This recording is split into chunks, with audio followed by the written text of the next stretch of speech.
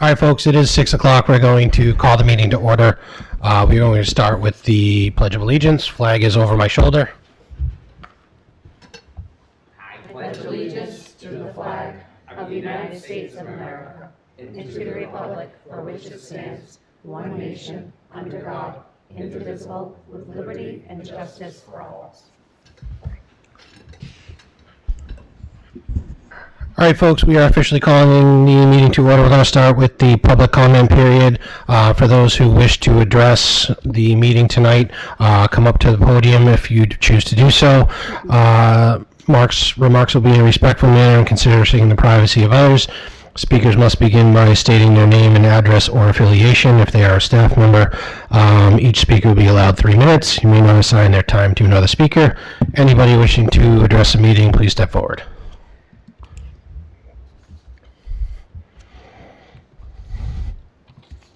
Okay. Seeing none, we move to next item agenda is vote to approve the minutes of the February 11th open session meeting. Do all present members have any changes to be considered, questions, comments, edits to make? I only found one typo. Okay. Right at the beginning, Assistant Superintendent for Teaching and Learning, not Leaning. That was it. Everything else looked good. Okay. All right. Considering that change, is there a motion to approve the meetings as presented? So moved. Second? Second. All those in favor? Aye. 4-0. We have a member absent. Warrants. Justine. I have reviewed the following school expense and school payroll warrants. The school expense warrant, February 11th, 2026, $584,061.27, and the school payroll warrant, February 5th, 2026, $1,153,674.03. I have reviewed and approved and wish to enter them in public record. All right, thank you. Next, we have our student representative updates. What's going on, guys? How's it going? Hi, how are you? Good, thank you. Dr. O'Neill, thank you for the snow days last week. I just wanted to thank you for that. I'm sure the seniors loves them. We are. My senior did. The juniors not so much. I'm sure. Because we have to make it up. So. The rest of us felt the same way, Leah. From the high school, we hosted a successful health and wellness fair this week. Students learned from Sturdy Memorial Hospital, Attleboro YMCA, 8515 Health and Fitness, at Epione Health and Wellness, Air Force National Guard, Personal Best Karate, Fit Challenge, Run House, and the American Heart Association. Thank you to Dorian Brown, Bailey Morse, and the Health and Wellness Department for organizing this event. Norton High School has also reached the midpoint of Term 3 and completed a successful winter sports season. Dylan Mueller won the MIAA Division State 3 Championship for his weight class, and Charlotte Richmond placed 6th in the MIAA Skiing Championships, while contributing to the Medway Millis Holliston Ski Cooperative Team's state championship win. Additionally, the Drama Club will present Freaky Friday this weekend with performances on Friday and Saturday at 7 p.m. and Sunday at 2 p.m.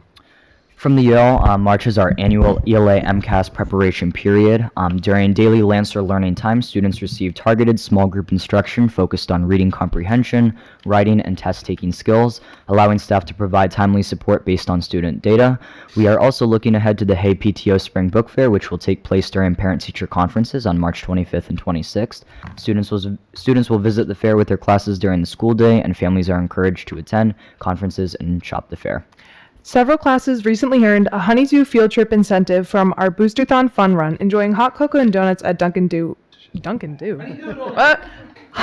Donuts, This experience was made possible through the generosity of the Hay PTO and strongly reflects the community and support for our students. And from the LG, second and third grade students performed the national anthem at a Providence Bruins game on February 28th. Thank you to Mr. Place and the LGN PCT for coordinating this annual event. On March 16th, kindergarten students will participate in a Mad Science Kitchen Chemistry workshop sponsored by the PCT, providing a hands-on enrichment experience. And finally, from the JCS, they are celebrating Read Across America Week with guest readers from the high school, buddy reading across grade levels, and the Spirit Days focused on literacy. The week concludes with Authors Day, where students will share original stories they have written. And that is all from us. Thank you. Thanks, guys. We appreciate it. Any questions from? No? All right, next we'll move on to our Student Spotlight Excellence Awards with Dr. O'Neill. Thank you all. Tonight I have the pleasure of recognizing 4 outstanding members of the class of 2026 with the Student Excellence Awards. And I'm very grateful to the guidance office for, number one, helping me to figure out who deserved these awards and also preparing some short bios for each of our students here. So the first award I'm going to hand out tonight is the Massachusetts Association of School Superintendents Academic Excellence Award. As the educational leader in each community, the Massachusetts Association of School Superintendents has designed an award for academic excellence.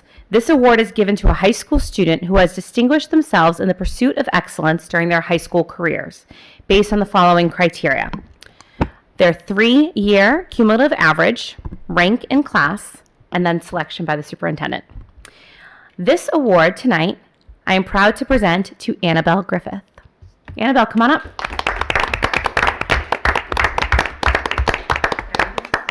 I say all these amazing things about you. Okay, you ready? Annabelle is a driven, reliable young woman who dreams of eventually becoming a nurse practitioner. She is a once-in-a-lifetime student, one who maintains straight A+ in the most difficult of classes while being involved in a multitude of varying extracurriculars, often in leadership positions. Annabelle has taken the highest level courses available to her each year. This year, she decided that she would challenge herself academically by taking 7 AP classes. That's a lot. I don't even know how you're doing that. Oh, gosh. Annabelle has won numerous academic awards throughout the past 3 years. She's won 10 President's Awards, which are given to the student with the highest grade in each academic area each year.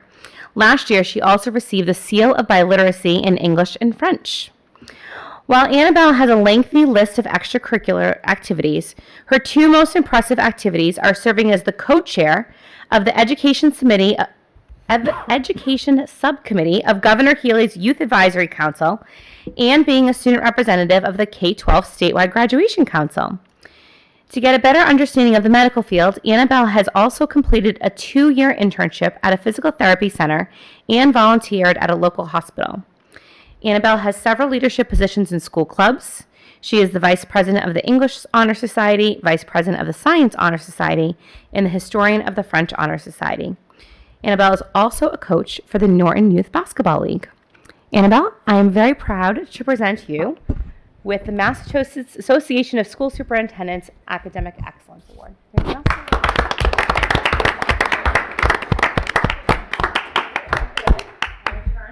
Going to take our photo. We're going to go right in front.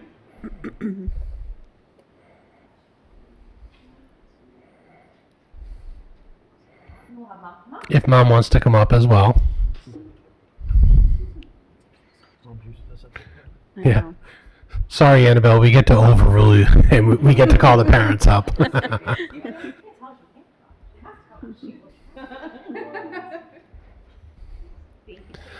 So, Annabelle, this is obviously one of my favorite nights. Can you share with us where you're going next, or are you still figuring that out? No pressure, so not... Oh, wow. Ooh. Congratulations. Wow. Oh, okay. And you have plenty of time. You Yeah. have until May 1st, so plenty of time to decide, and you'll have to let us know. Congratulations. Thank you. The next award I have tonight is the National School Development Council Academic and Student Leadership Award. The National School Development Council Award is presented to high school seniors who have consistently pursued a high level of academic effort and who have also served as positive role models for the student body. Recipients of the award exemplify admirable character and accomplishment. Tonight, I am recognizing 2 students with the National School Development Council Award. The first recipient is Ben Yazikevich. Come on up, Ben.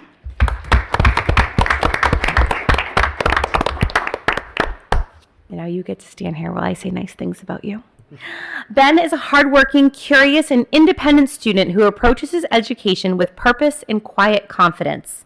He is a driven, versatile, and consistently engaged, demonstrating a genuine love of learning and a strong internal motivation to challenge himself. Ben does not seek the easiest path. Instead, he gravitates towards opportunities that require persistence, critical thinking, and growth. What sets Benjamin apart is his ability to balance independence with collaboration. He is thoughtful and self-directed in his work, while also being willing to support classmates and contribute meaningfully in group settings. His curiosity extends beyond the classroom, as he is eager to explore new ideas, deepen his understanding, and apply what he learns in meaningful ways. Whether engaging with challenging academic material or stepping into leadership roles, Benjamin approaches each responsibility with maturity, humility, and a strong sense of accountability. One of Benjamin's most meaningful leadership positions has been his involvement in DECA, culminating in his role as president of Norton High School's chapter of DECA during his senior year. It's also important to note that he is currently missing the DECA practice to come over and receive this award. He's going to have to rush back, right, Benny? Yep. After serving as vice president of membership during his junior year and helping lead the chapter through its most successful year to date, Benjamin sought greater responsibility so he can contribute even more meaningfully to the organization. As president, Benjamin has embraced the challenge of leading peers, managing new responsibilities, and working with a diverse group of students. His leadership style is thoughtful and growth-oriented. He leads by example, values collaboration, and is motivated by a genuine desire to help others succeed. Congratulations to Ben on the National School Development Council, Academic Growth, and Student Leadership and Learning.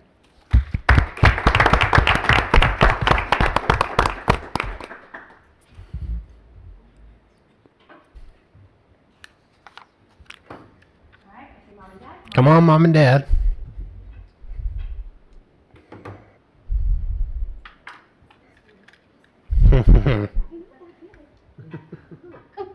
You guys can coordinate next time. I'm sure Ben will be here again. So Ben, same question I asked Annabelle. Do we know what the next chapter is at this point, or are we still deciding? All right. Congratulations. Good work. Okay, the second award from the National School Development Council goes to Tyler Winkus.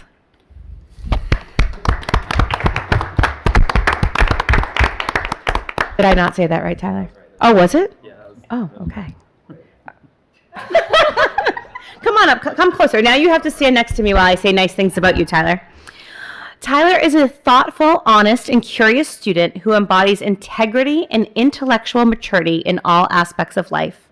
He is known for his independence, strong work ethic, and organizational skills, qualities that have allowed him to excel academically while balancing year-round athletic commitments. Tyler approaches his learning with genuine curiosity, always eager to understand not only what works, but why it works. This analytical mindset, combined with his calm and thoughtful demeanor, makes him a quiet leader among his peers. Tyler has consistently maintained a high GPA throughout his 4 years at Norton High School, earning the recognition as an AP Scholar with distinction. His coursework reflects a commitment to academic rigor and intellectual challenge. During his senior year, Tyler continues to push himself by taking an impressive lineup of AP courses, including AP English Lit, AP Psychology, AP Calculus, AP French, AP Bio, and AP Physics 2. Wow. Tyler is a well-rounded student whose dedication extends beyond the classroom. He has been a four-year member of the football team, a 3-year member and captain of the wrestling team, and a 2-year member of the volleyball team. His leadership as wrestling captain reflects his dependability, resilience, and ability to motivate others through example. Tyler has volunteered through the Norton Library Park Cleanup for several years and has provided math tutoring to younger students, combining service with his academic strengths. His reliability and long-term commitment to maintaining the library's memorial site highlight his quiet leadership and sense of responsibility.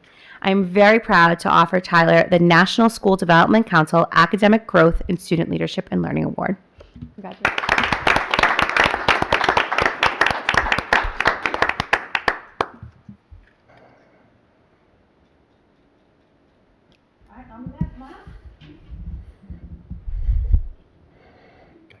So Tyler, you can already predict my question, right? One of these meetings, someone will answer me.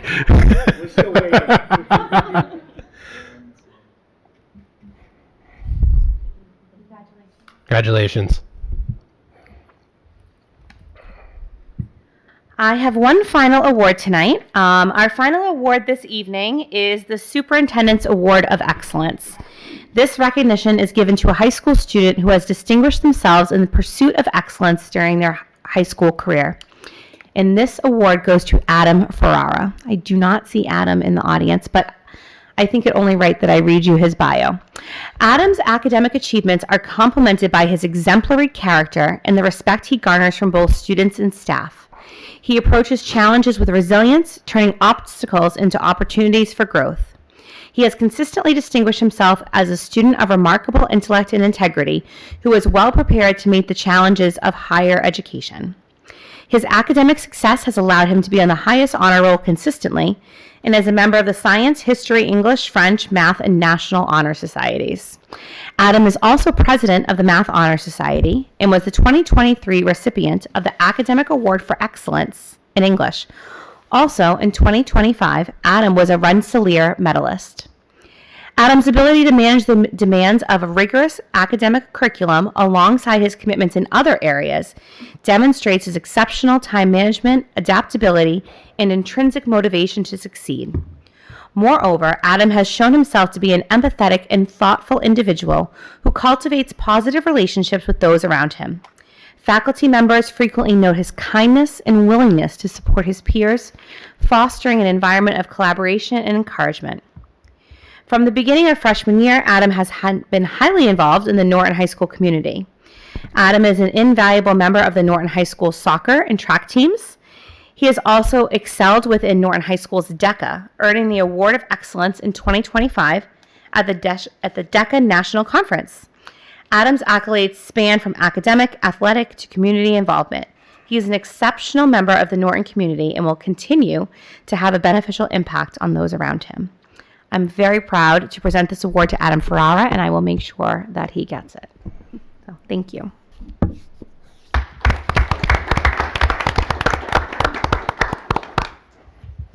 Okay, congratulations to all of those award recipients. Do I have to read? I have to read this, right? Yep. Does anyone? I don't know if anyone had any comments. I just want to say congratulations again to you all and your families. This is a wonderful achievement, and we're excited to see where you guys go next. So please keep us posted and updated. And I will say for you, if you don't have to stay if you don't want to. You're welcome to. You're welcome to stay, but we understand if you leave. I know Ben has another commitment, so thank you all very much. Congratulations. It's such a great opportunity to give out these awards. So congratulations, you make us all proud. Thank you. Have a great night. You have to open the public. Yep. Okay. All right, so the next part of our meeting is our public hearing on our FY27 budget. So I'm just going to read this public notice.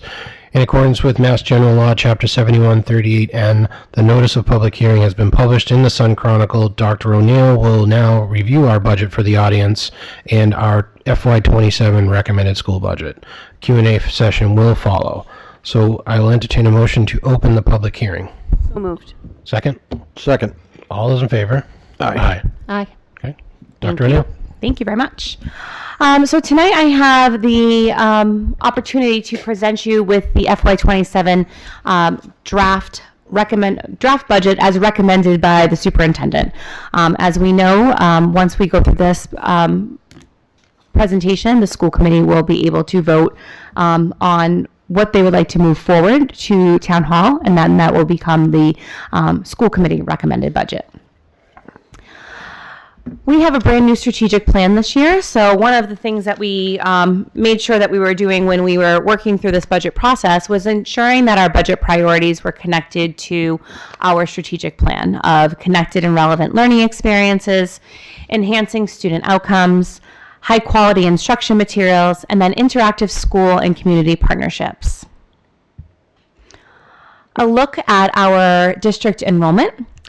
This is October 1st data, and it's important that we use the October 1st data when we are looking at our budget process, because the October 1st data is what is used by the Department of Education when they take a look at our per pupil allocation for Chapter 70 funds. So our district enrollment as of October 1st was 2,086 students.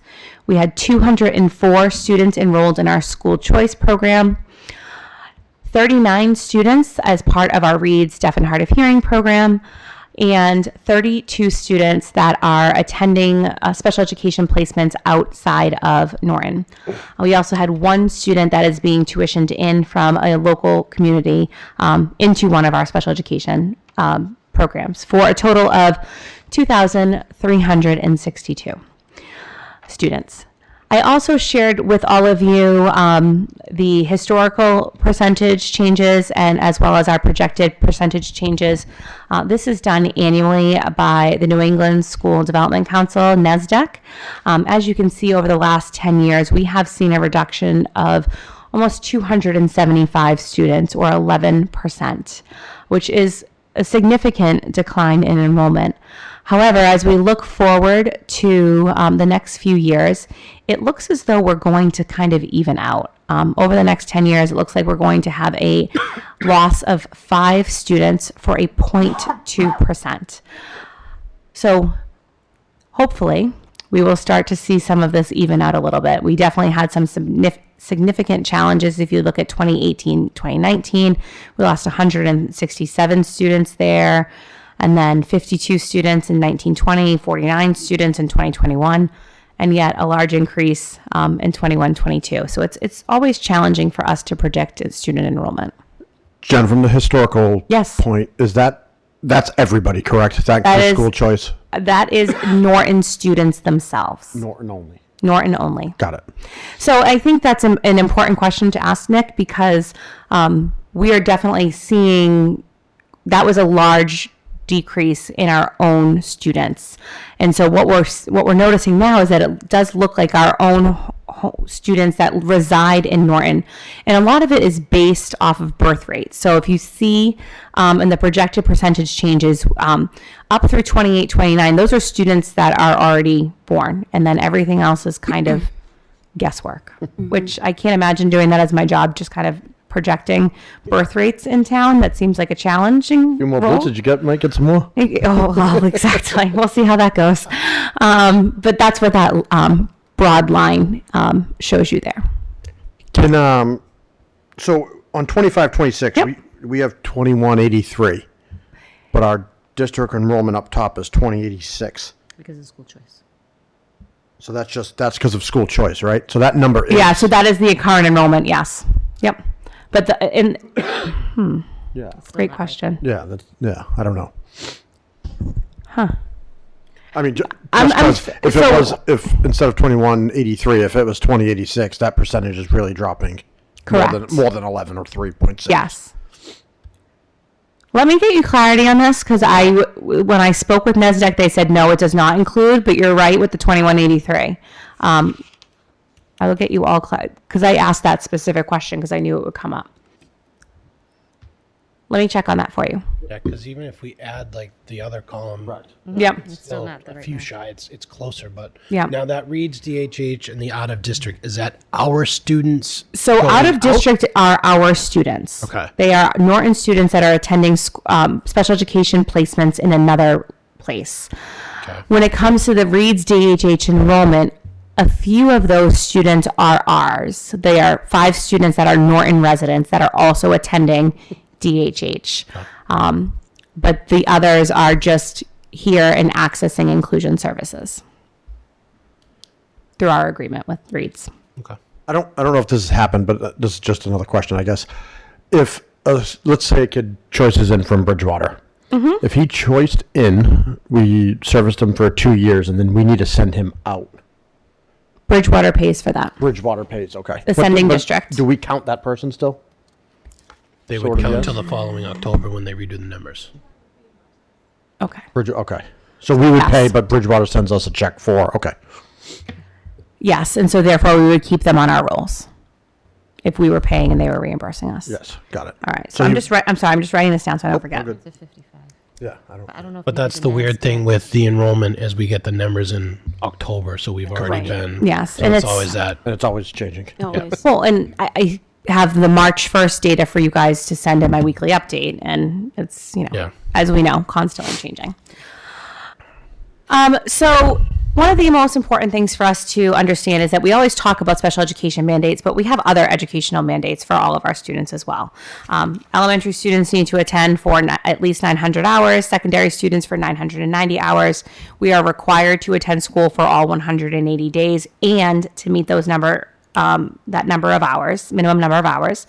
We have required coursework through the Massachusetts state curriculum frameworks. We have to ensure that all students are being exposed to core curriculum, special education subject areas, including physical education, as well as college and career readiness opportunities. When it comes to special education mandates, we are responsible for providing a free and appropriate education to all students with a disability beginning at the age of 3. And we need to either create or find programs that meet the specific needs of the student. And we've definitely seen an increased need when it comes to students over the last several years. I don't like to say since COVID, but ultimately we are still seeing students that have been born within that time frame. And the dynamics of families and educational opportunities really has been significantly changed for those students. Our kindergarten class right now, the majority of them were born in 2020, 2021. So it's really, we're only starting to see that post-COVID or in the middle of COVID times with our students. And we offer a lot of really great opportunities for students. We have college and career tech education that is all financed through a Department of Education grant at the high school. We have marketing technology. We have a small business ownership opportunity for students, business and engineering technology. We also have a innovative pathway that is also funded through a Department of Education grant for manufacturing, which is extremely popular and is really kind of just getting off the ground. We have a partnership through the Attleboro School to Career program, which allows us to have someone in our building almost full-time to link students up with internships or have conversations with them about what work could look like for them after high school, and also provide guidance. As we know, not college is not for every single student.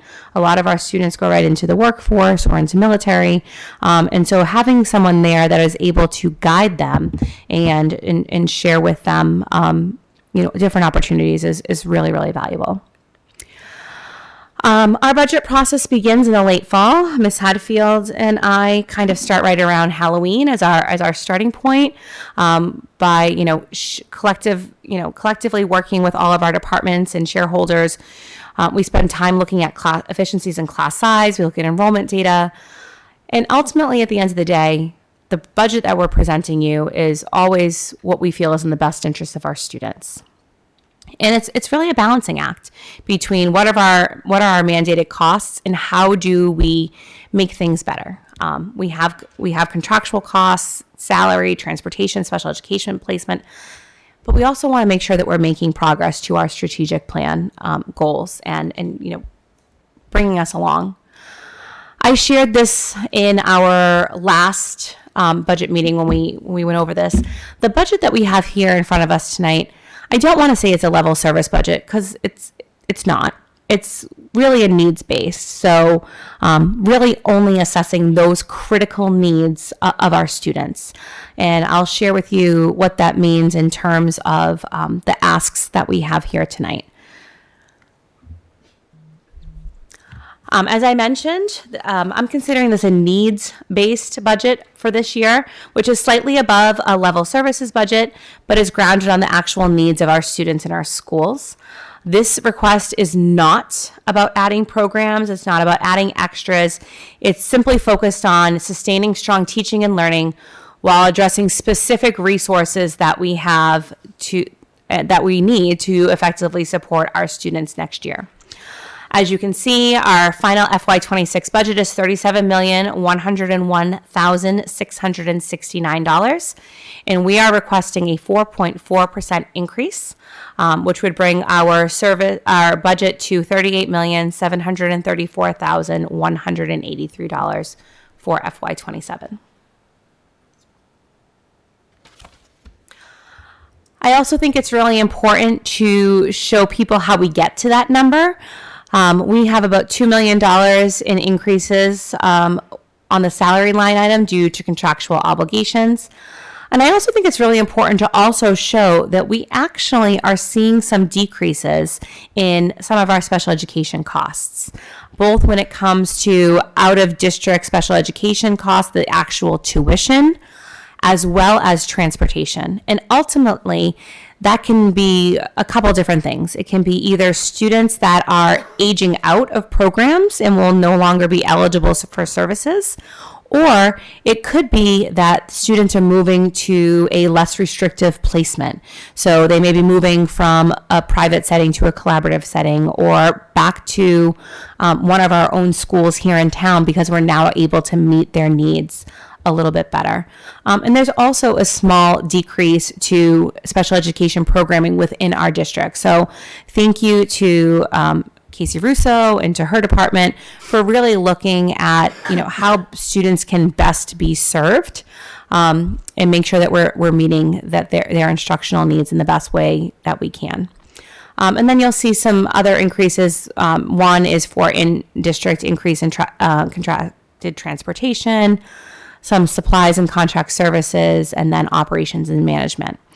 For all of us who are, currently controlling our own household budget, we know how the cost of things has significantly increased over the last, year or so in terms of whether it's utility costs or for us, it's cleaning materials and all of these other things. There are definitely some increases there.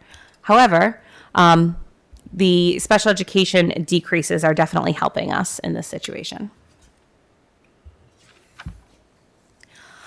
This is something else that I shared with all of you at the last meeting when we discussed our budget, and I went through a more formal presentation. When we think about the way that our budget is built, the largest portion comes from local aid or Norton tax revenue. That is what our community is able to provide us. And then the next largest chunk comes from state aid, which is that Chapter 70 foundation enrollment.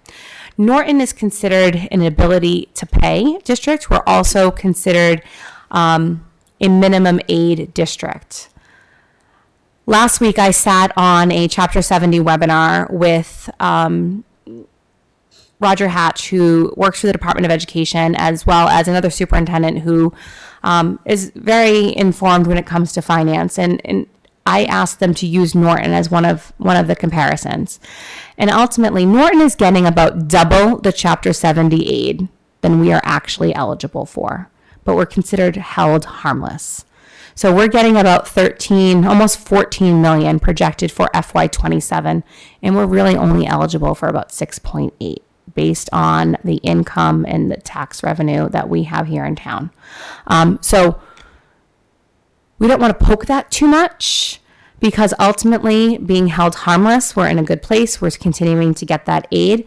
But I think it's also really important for us to know that we probably are not going to see a change when it comes to our status as a minimum aid district.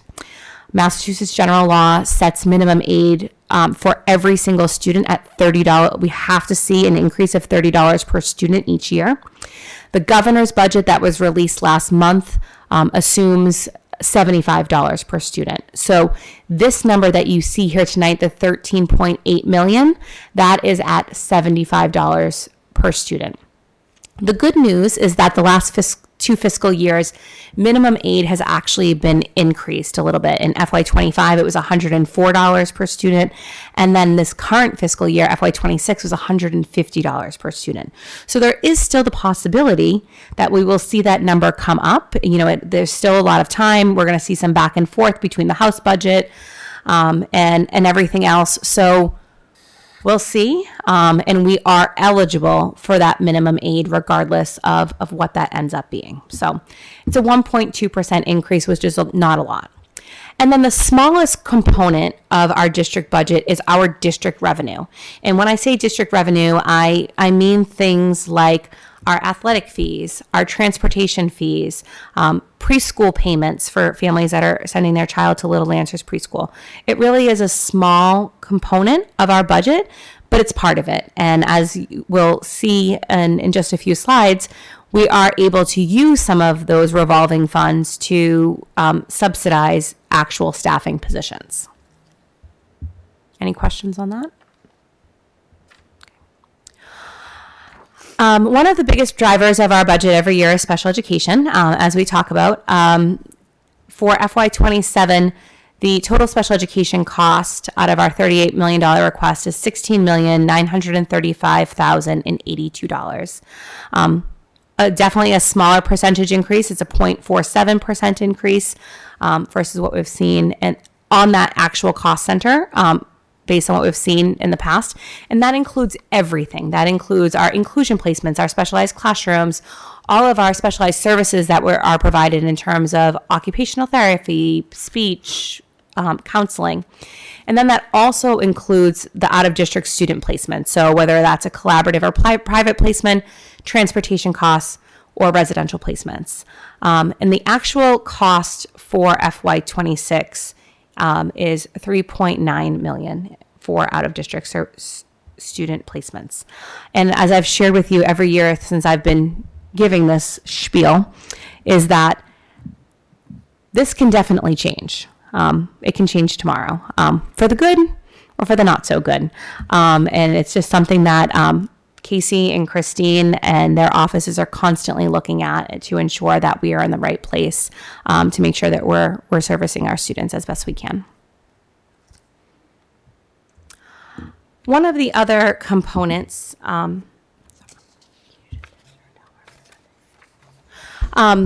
is in-district programs. So number one, in-district programs are the best way for us to service our students with special educational needs, because it allows them to stay here in their home district with their peers, with their siblings. And when we're able to create a program that really specifically addresses their needs as a learner, it's a win for them. But also financially, it's a win for us. Most times we are able to create a program in-house that is less expensive than sending a student out to a specialized program. So you can see back in 2014, the number of specialized programs that we had. We only had like our STEP program and our GRIT program at that time. And over time, we have added our language-based classrooms, the BEST classroom for students that are on the autism spectrum, and TLC, all of these other programs. And you can also see that when our students were at a very high percentage of out of district, we didn't have as many specialized programs. So the more that we're able to build specialized programs here in-house, the better it is for students and the better it is for us financially as well. Thank you. And then I also just wanted to show you the costs of educating students out of district. So you can take a look at going back to 21-22, we had 34 students out of district. It was about $3.5 million. And then now we have 37 students out of district. We're at about 3.7. And it ebbs and flows every single year.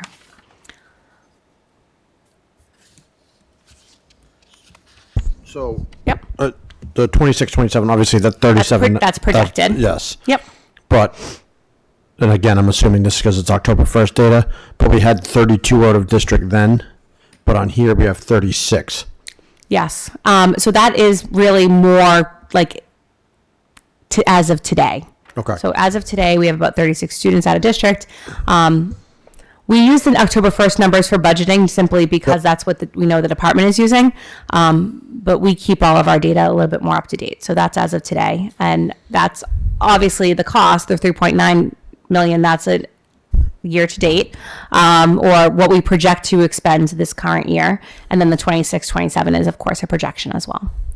So let's just say hypothetically, next year we get, 34 kids and it's not 37. Those 3 students, let's just make it easy math-wise. Let's say they're costing us $100,000. Mm-hmm. What do we do with that money as that changes?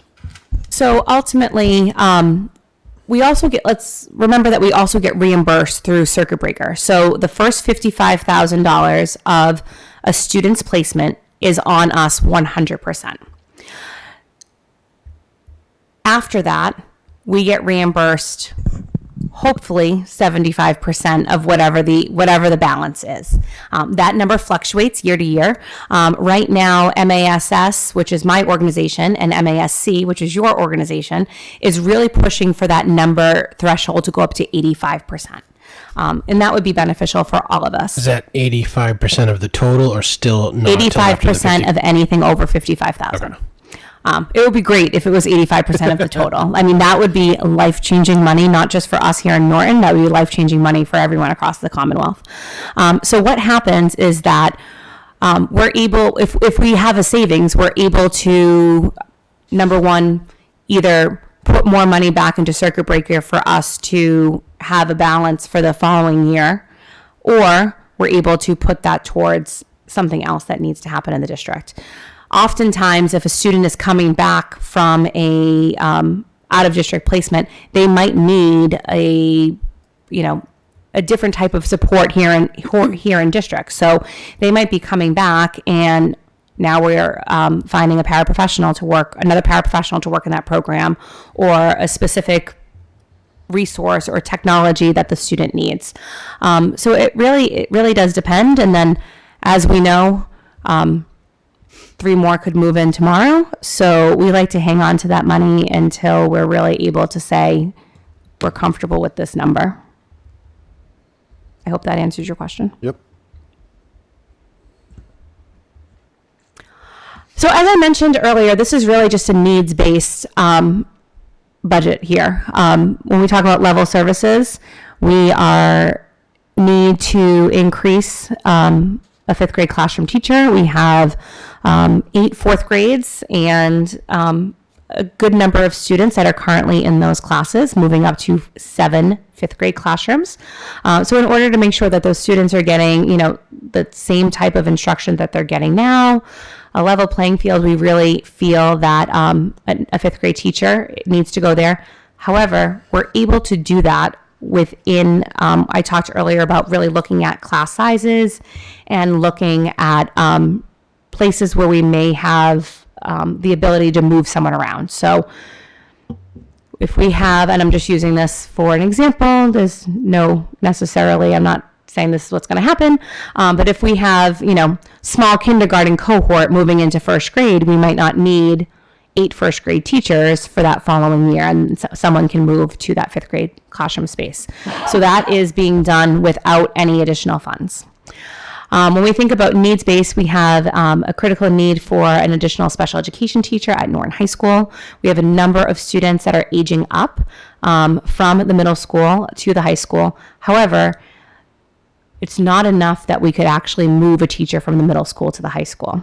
And then we are also asking for a 0.4 English language teacher. And we currently have 3.6 English language teachers, and this would bring us to a full 4.0.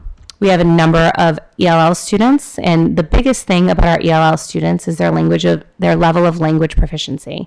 Most of them are coming to us with very limited English, and so therefore they need additional time and services versus someone who has more proficiency. If I was going to say other needs-based positions that are not included in this budget, would be the Dean of Students at JCS, a night custodian, and then backfilling that STEAM teacher that has been an open position all year at Norton Middle School. So just to reiterate, the red are not in the budget Correct. currently. Okay, thank you. Yep. And I thought it was important for me to show you that because I don't want to say that those positions are strategic or competitive, because they're not. Like, we're not making ourselves better by adding those 3 positions. It's simply, where we need support and where we need help. If we wanted to talk about like really getting into our strategic plan or making Norton Public Schools more competitive, we would be looking at restoring world language at the middle school. We would be looking at opening the library with an actual library media specialist, giving kindergarten classroom support with those kindergarten assistants. But that's not the reality of this budget. As I mentioned earlier, we also have other revolving funds that we talked about in that district revenue place. So, for example, We have school choice. We are currently projected to use about $1.7 million of school choice in this FY27 budget. The biggest thing that Christine and I have tried to do over the last few years since she and I have been working together in this capacity is really take staffing out of school choice. It makes me very, very nervous to rely on school choice to employ staff. And so every year we've tried to cut down the number of staffing that are left in that place. And we are only projecting or proposing to pay for one staff member out of school choice. The rest of, and so just to clarify, no one's making $1.7 million. To clarify, everything else comes from that school choice line. That is all curriculum materials, supplies, books, oftentimes things that we need for facilities and maintenance, professional development, technology. All of those things are being funded through these school choice lines. When it comes to circuit breaker, we're projecting to use about $1.8 million. That goes to offset the cost of special education tuitions. We are not able to use that for staff. That is the offset of the tuition cost. We bring in facilities money through renting out of our schools, and that goes to pay for 3.6 facilities staff members. Part of Mr. Lazat's salary comes out of the facilities line revolving, and some of our custodians as well. Preschool tuition goes specifically to pay for preschool teachers or paraprofessionals. Transportation revolving goes directly to subsidize that transportation contract that we have. This tuition line is a little bit bigger than it has been in the past, and that is because of our new contract with the Reed's Deaf and Hard of Hearing program. So we will be using that to backfill from some staffing positions, probably percentages of positions, but we're still trying to figure out exactly what that's going to look like, because this is typically we only have like one student tuitioning in. So it's a little bit different this year. And then athletics goes to subsidize our athletic budget when it comes to coaching, uniforms, field use, et cetera. It does not pay for any full-time staff positions. So, Dr. O'Neill, like hypothetically, if we, rented our facilities more or charged more, which we wouldn't be competitive, like that then could be used for like that district-wide custodial or something like that. Correct. But we're obviously not doing that, but that's where we could generate something else. Yep. Okay. And so ultimately, when you really consider that district revenue, that how it was the smallest bucket, like you're seeing it all here. Yep. That's really what that goes to. We also get a number of entitlement grants. These are all federal grants that we are entitled to receive. It is not a competitive grant process. Special education, we have about 16 staff members that are paid out of the federal SPED entitlement, tongue twister. And those are typically paraprofessionals. Same thing with our early childhood grant, that's for preschool. Title I is improving basic programs, about $335,000. That is 2.75. That is our reading specialists and interventionists. I think the very important thing for us to remember is that Title II, Title III, and Title IV are not guaranteed as we move forward under the current federal administration. We do know that we will still receive Title I, although we as a state of Massachusetts are actually looking at probably a 10% cut. And so we just talked to the commissioner this afternoon around 4 o'clock, so that's new news. We're waiting to see, and again, we don't get those numbers until July, but Title II, Title III, and Title IV, we're hoping we get it, but we'll have to wait and see. So cycling back to that, so quick math says, call it $90,000. Yep. What do we do in that case? Like, where do we offset something like that? What is our contingency plan if we lose that? So it means we don't do things. It means we don't do certain things. So, for example, Title IV currently pays for a lot of our PBIS initiatives. and also some of our CPI training for our specialized staff. We have to do CPI training, so that will have to come from another line. But we may not be able to pay for training for PBIS, or we may not be able to pay for our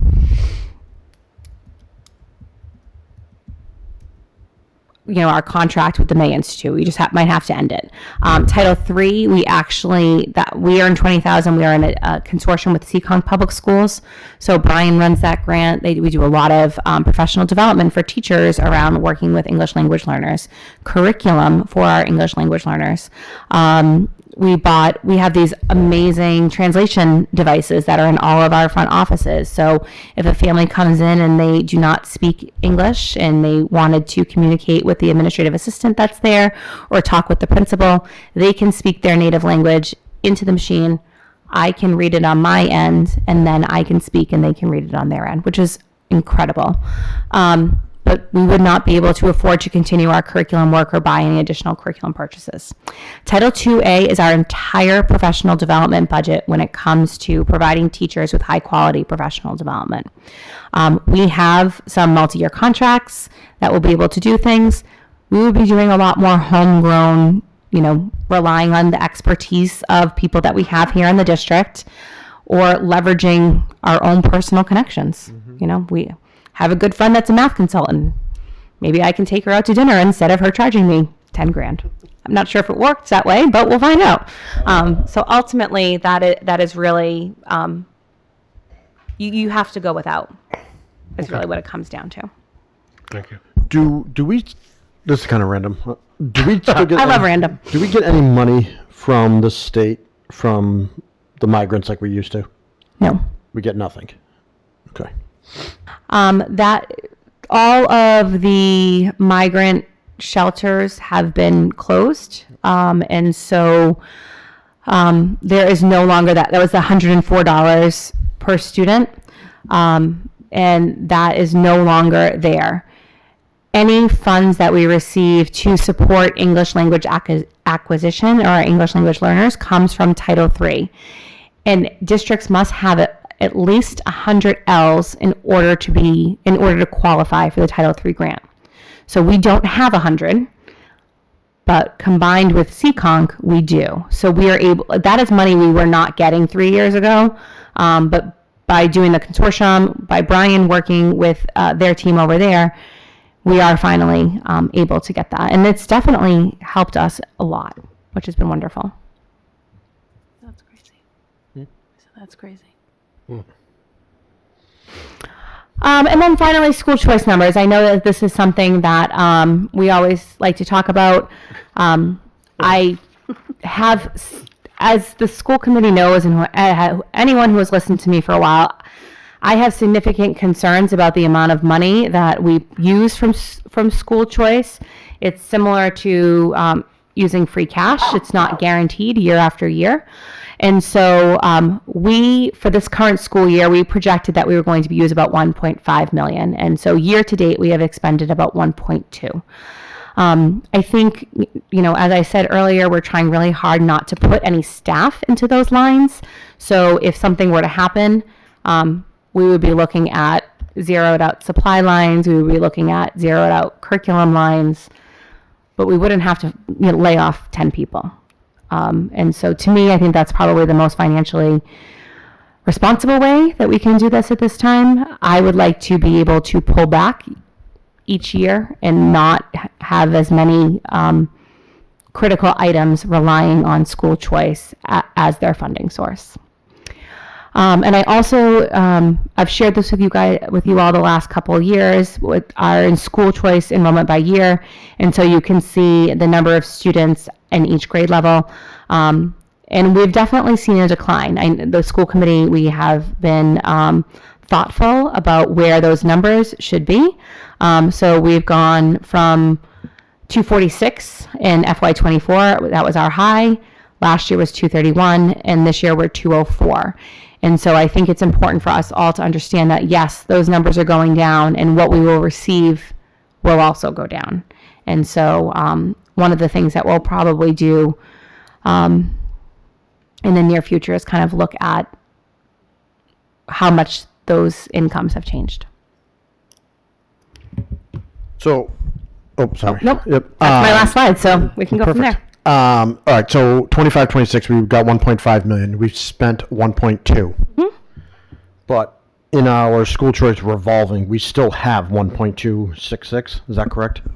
That includes the encumbrances that we still have, the one slide up here, but the report that I gave you, it doesn't pull in the encumbrances on that.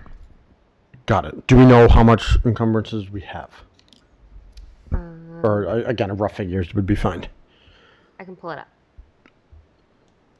So yeah, and again, I'm assuming we're gonna probably spend the other $300,000, give or take, a little less, I guess, 240. Yes. So that will pretty much net out to zero. But in our fund balance, without the encumbrances, we're still sitting on 1.2 million in school choice. Yes. Okay. And then while we're on this revolving thing, Mm-hmm. school lunch, we have $848,000 in there. Can we do anything with that? I feel like that just sits there and no one can touch it. We're working on it. We're trying to do renovations in the kitchen. Most recently, we're looking at redoing a line at the Yell, a serving line, to add another one to the left. But there's just a lot of red tape. You have to get it approved by DESE. And we're also going to look into start charging some of our utilities to the school lunch fund. That would be trash, which we have to do a trash analysis with trash bags. So we'll do that. It's mandatory. So there's different things that we have to, that we're working on to try to bring that balance down. As Mrs. Hadfield said, there's a lot of red tape when it comes to what you can actually spend those cafeteria funds on. They really can only be related to the cafeteria itself. So for example, last year when the hot water tank went in the kitchen at Norton High School, and theoretically, they're the ones that are using the hot water tank where it was, we were not allowed to use cafeteria funds to replace the hot water tank. And like who makes that decision in terms, is it The state. who from the state? Do we know? Procurement specialists that you have to Okay. you have to get, I don't want to call it a waiver, but you have to submit, this is what I'm going to purchase over a certain amount of money. And then just coincidentally, we've had like 3 procurement reviews for just because we're so lucky, for our school nutrition account. We've actually put in quite a bit of money, and Wade can attest to this, to our cafeterias over the last several years because we've gotten so many, and it's just still piling up. But we also, those new, what are they called? The new, what are they called? I don't know. The things that Mike Fricaro was doing. The taste of. Oh yeah, so we're doing these like the name of tasty. It might not be a tasty tidbit, but like we're doing. I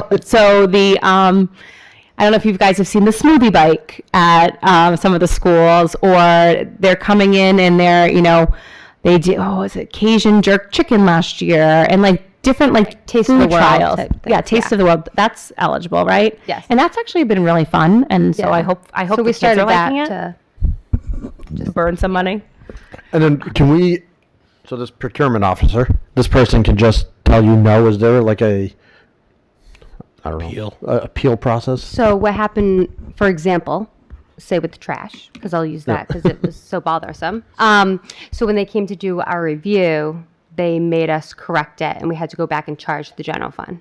So they make you do a correction action plan, and if you don't follow all the rules or guidelines, some they let go, others they said that you couldn't do that. So they're just more strict now. They've tried to be a little bit better, increasing the threshold or giving you authorized items. For example, at the serving line, we don't have to ask for that because they just said that that's allowable already. So they're trying to work with school districts, but it's just not. So there's, I guess I'll try and simplify it in my own head. So there's guidelines for simple things, and we can do those, but the more complex things, they make it more complex to do it. Correct.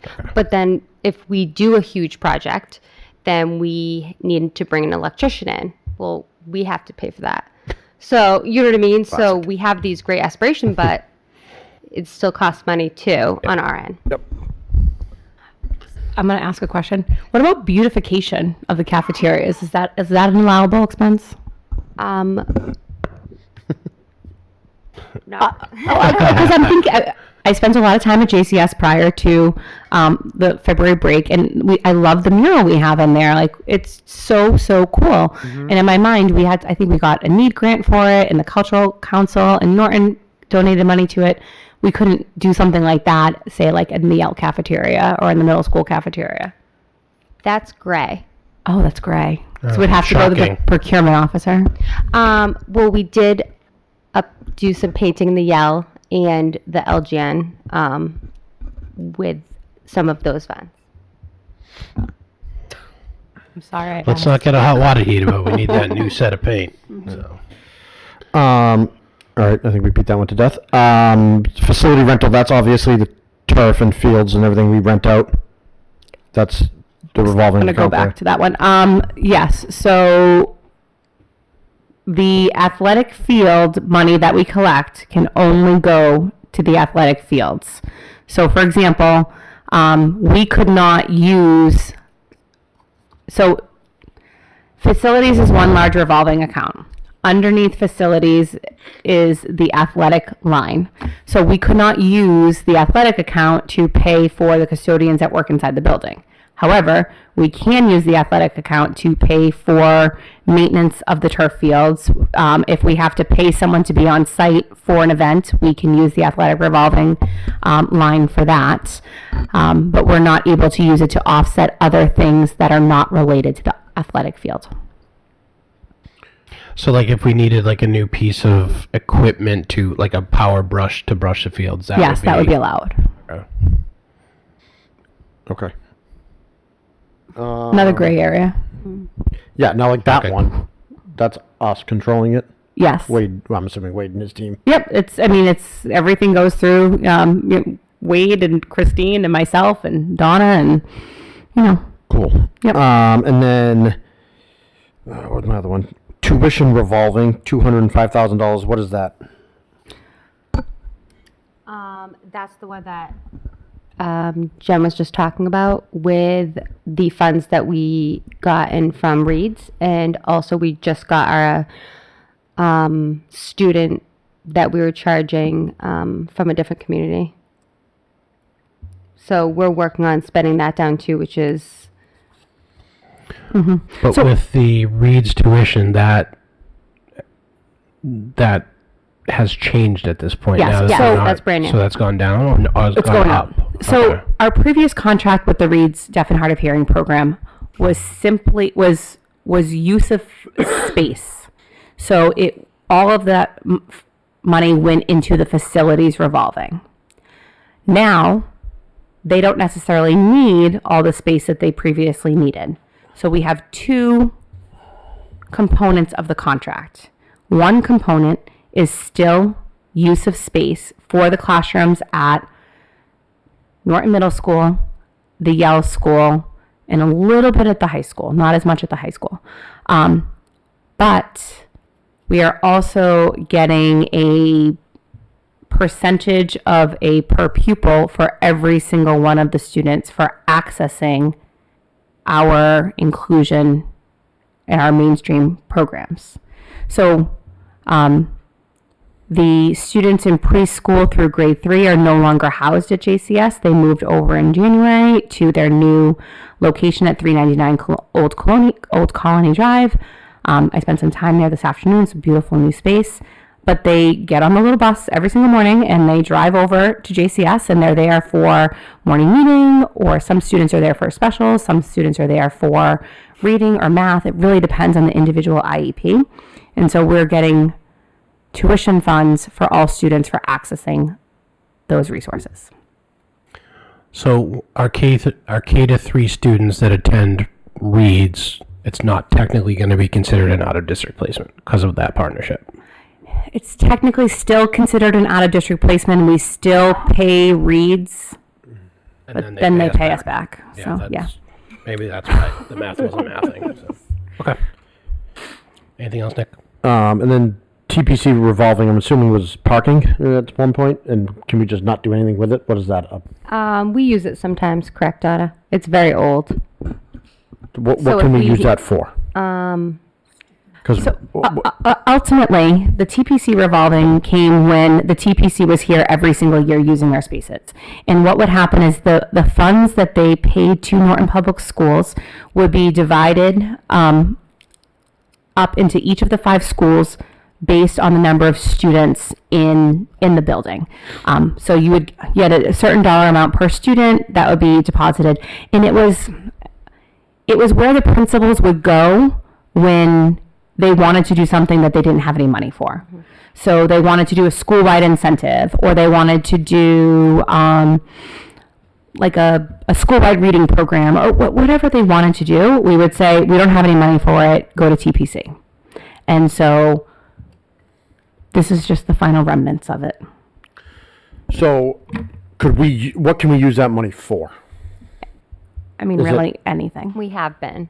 So for those exact So reasons. hypothetically, It's the ultimate rainy day fund. yeah, but hypothetically, we could get rid of parking fees and use that money for the next 2-3 years. I believe it's supposed to go to like students. Well, wasn't that going to students by paying their parking fee essentially for them? But not enough. It would be an equity problem because there's only a limited amount of students with parking fee. Nick, can you tell me how much is in that line?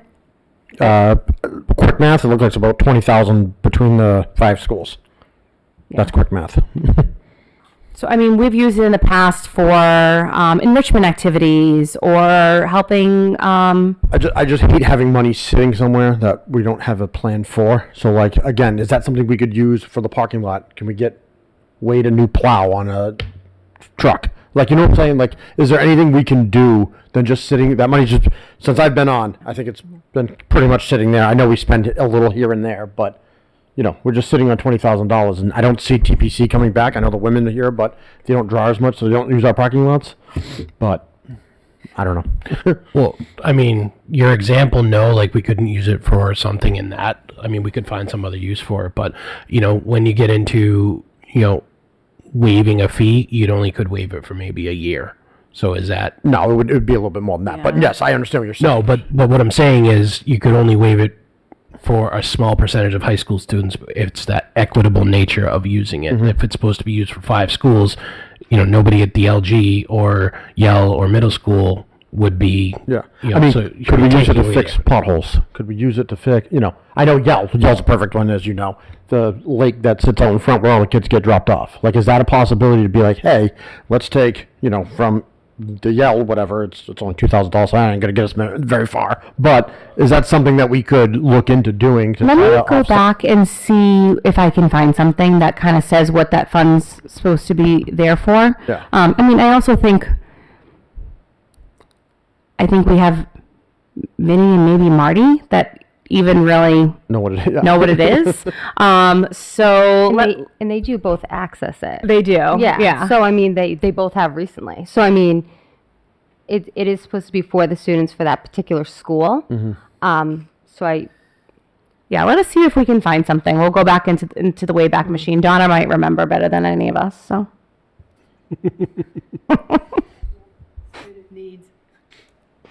We'll take a look. Any other questions? Nope. One thing I wanted to note, this current budget as presented does not change, eliminate, or do anything with our current fees. That's always a hot topic every year. Nothing is changing with the fees currently. I just want to kind of put that out to everybody. So at this time, we do public comment. Yep. So anybody that, A quick question. yes, of course. Sorry. of course I you knew I can. had a question. The sheet was stuck. So, you guys were able to supply us with the split positions, Yes. and that was super helpful. So thank you. I just had a quick question about OT. It says so on OT. It says the schools are JCS, the Norton High School, and the Norton Middle School. But then there's a CODA as well for the JCS, Norton Middle School, Norton High School. I'm curious if the Hay and the LG don't access OT, or do they have a separate one, or? You got to come up, Case. Casey can answer, but those are they have separate, and then someone that also splits and does multiple schools? Yeah, so the OT and speech therapists are delineated by school based upon number of students that require supports there. The LG has a full-time OT and of their own because of the caseload there. And the one at the Yale is a 0.7 based upon that caseload. The Little Lancers JCS split, I think it's a 1.4 total. It's a 0.6 and Yep. a 0.8 Yep. OT, as well as the CODA that is supporting at Yep. the JCS middle and high school. So they're all, the LG and the HAY have their own dedicated Yep. staff. Okay. And then I was curious about then there's an adjustment counselor at the JCS that's split between the JCS and the Norton Middle School. Yes. And then do they also have their own like additional counselors there too? At the middle school? And at the JCS? Is there- JCS has 1.5 Right. and the middle school has 1.5. Okay. And then all the other schools have their own? 1.0. Okay. The high school has 2. Okay. And the difference between, and then there's also obviously like there's a psychologist. How School does that work? psychologist. So our school psychologists are actually kind of a wonky thing this year.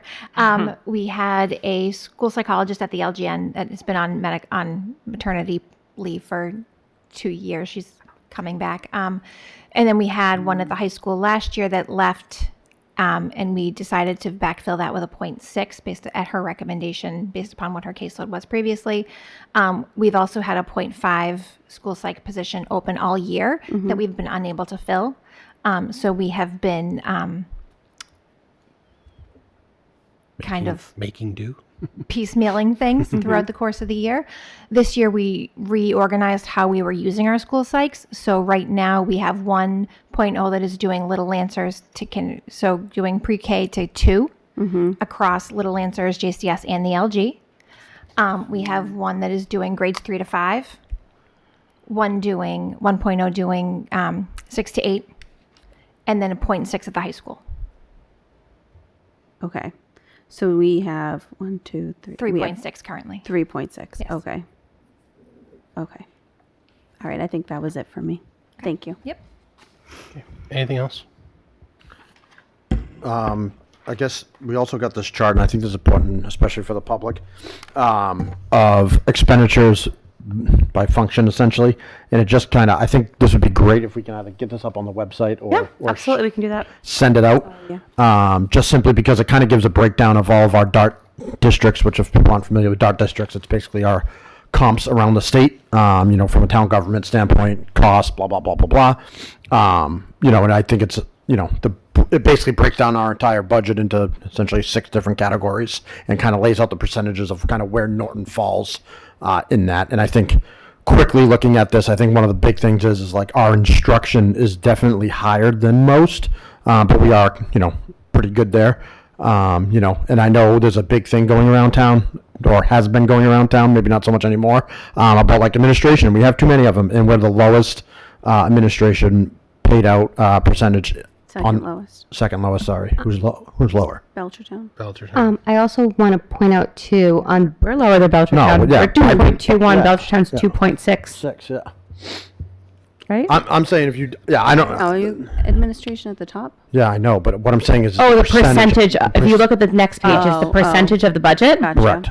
Okay. Correct. So percentage wise, we're only spending 2.21% on admin, where other area things are all the way up to 4.91, 3.71, so on and so forth. So, but I do think this is very important because I think this is a good highlight of kind of, at the end of the day, where Norton's falling in certain regards. Because again, it's hard to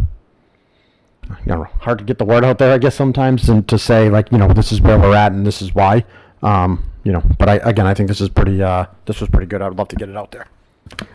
It also includes, this particular report includes the insurance too, Yeah. Yes. which the one previously from last week or last meeting, Whenever that was. did not. I actually think this is a great great graph and chart for us to all look at. And thank you to Christine for putting this together. Thanks to Nick for asking for it. I definitely think it's a good eye opener for us as well as the community. Okay. Anything else? All right. Since this is the public budget hearing, we do allow public comments related to the budget in this particular instance. So if anybody would like to come up, it's kind of the same public comment rules. State your name and affiliation and address. So anybody wishing to come up and ask any particular questions, please do so. Yeah, I'm looking at you, Zach. He's knocking down the doors to come down. No. Nick said this was the most important meeting of the year. It doesn't appear so. Zach Tillers, 3 Richmond Drive. So do you have a summary page as to what your request is going to be from the town, backing out all those numbers that you had in the previous slide? Is there, Yes. So let me. Is it this? Would this help, Zach? So it shows the grand total request, or I can. so yeah, that's This one $38 here. million he's looking for. Is that before or after you get your federal funding? That takes into consideration all this. All funding All sources? assumptions for all funding sources. Okay, Correct. so what yes. is the final request you'd be looking out of the town once you back out your school choice, your? So federal- that includes that. So it would be 4.4%. Okay, so so that includes, so $38 million, that's total. Yes. Okay, so what is the number if I back everything else out? It's already backed everything up. Oh, it is? Yes. Okay. Yes. Yep. That assumes that we're spending those other things in other places where we said we were going. So to. the only really, sorry to interrupt, the only really unknowns are those federal grants and the state budget. As you know, the state budget comes out well after we open our books, so those are the only things we can collectively assume. So we're clear. Adding up all those federal money and everything else you're spending over $40 million. Is that fair? Okay, fair enough. Now, I don't know that you're going to get 4.4% or whatever the school committee votes for. Is there something you can come up with, at least prior coming to FinCom with it, at a 1% budget would mean this, a 2% budget would mean this for the district? Yes, I can absolutely do that. So, I mean, at least, I don't know, again, we haven't seen any numbers yet, and, And I certainly understand the question. And of course, I'm here and I hear things all the time too. So for me, I think it's my responsibility to come forward with a budget that actually represents the needs And of I the agree schools 100% and of the that. students. Absolutely agree with that. But yes, I do know that perhaps we will not get a 4.4.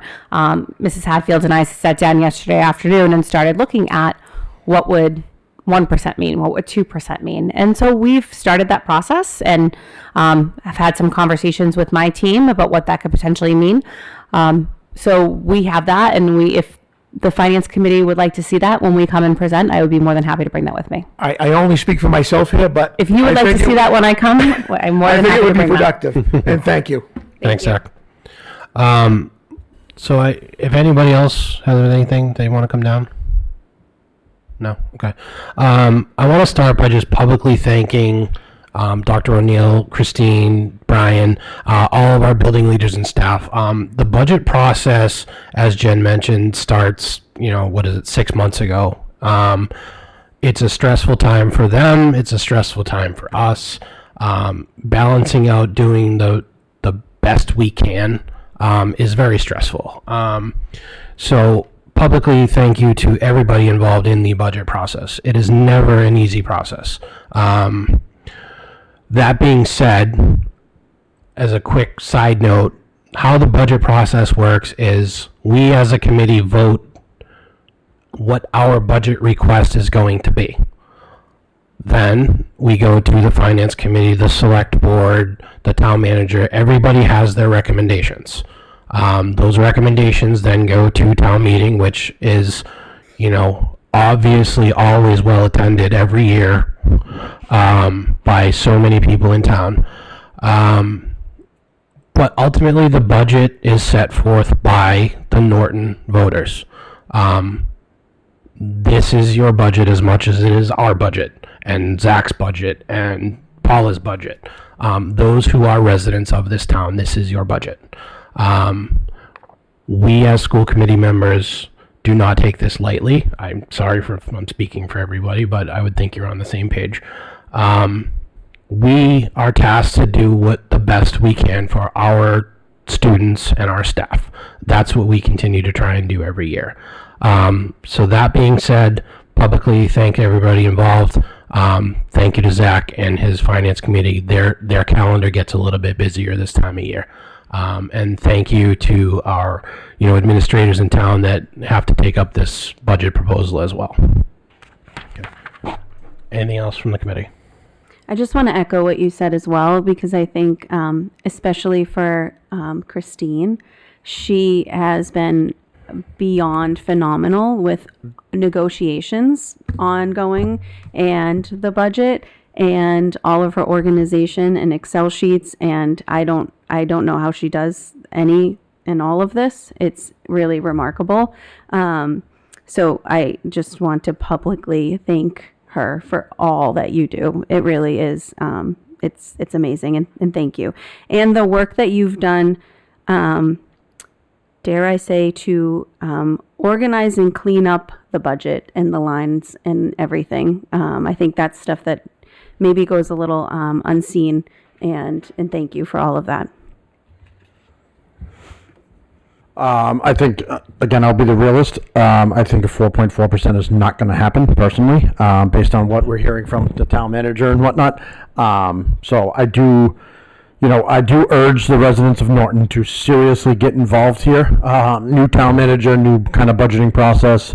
You got, select board and FinCom trying to get through this right now, and then obviously us as well.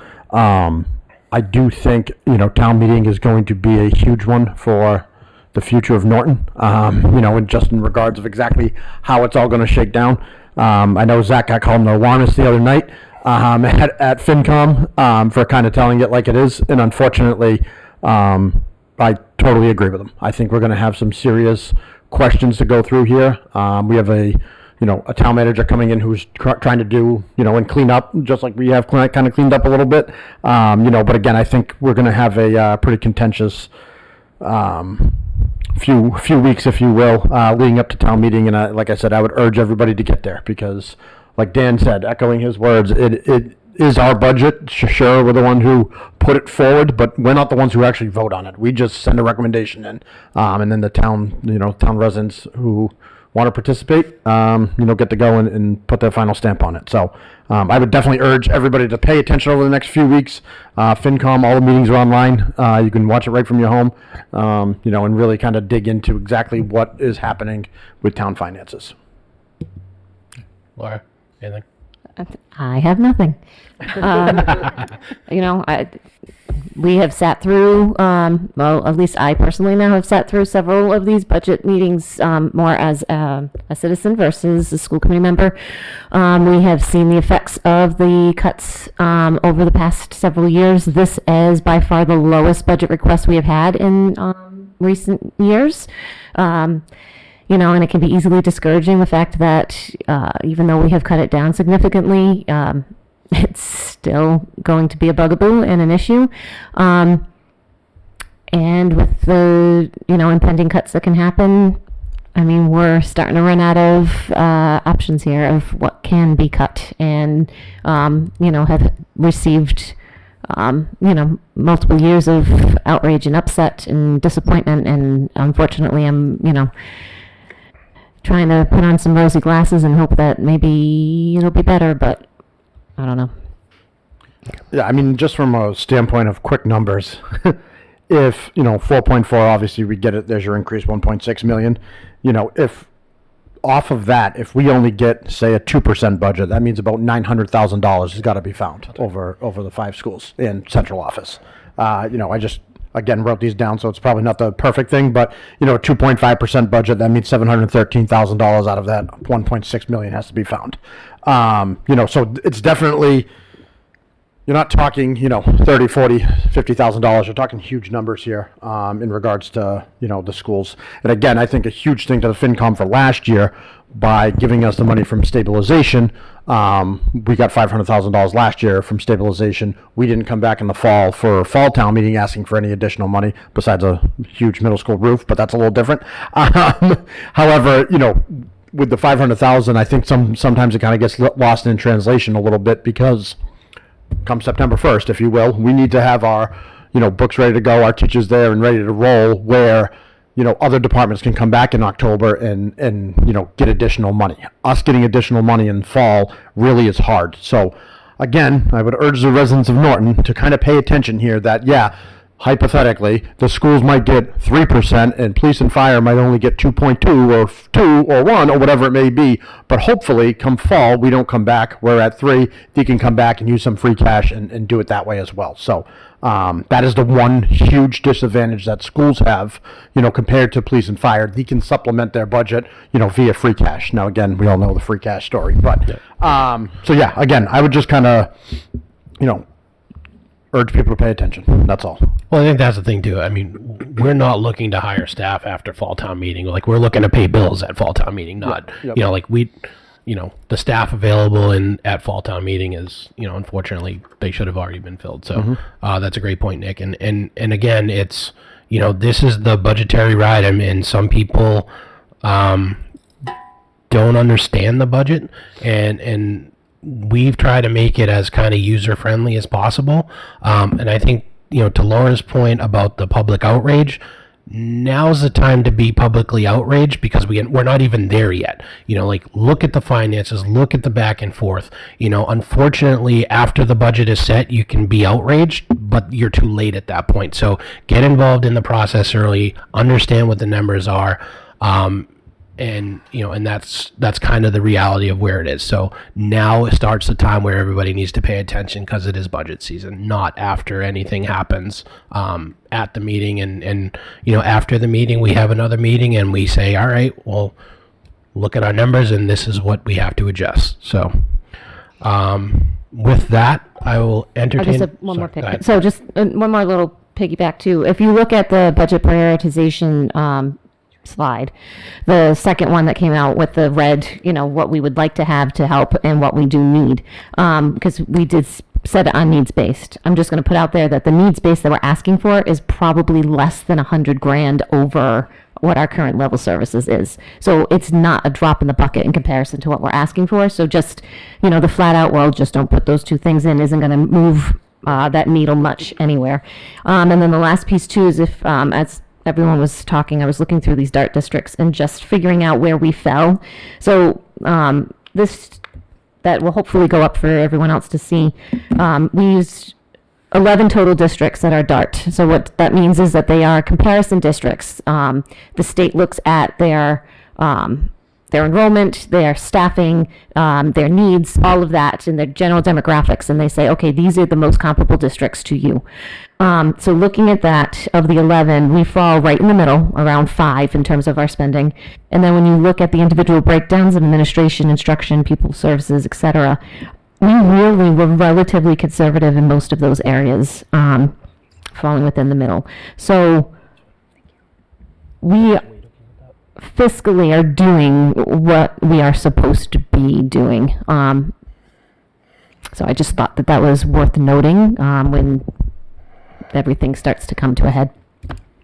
Now I'm done.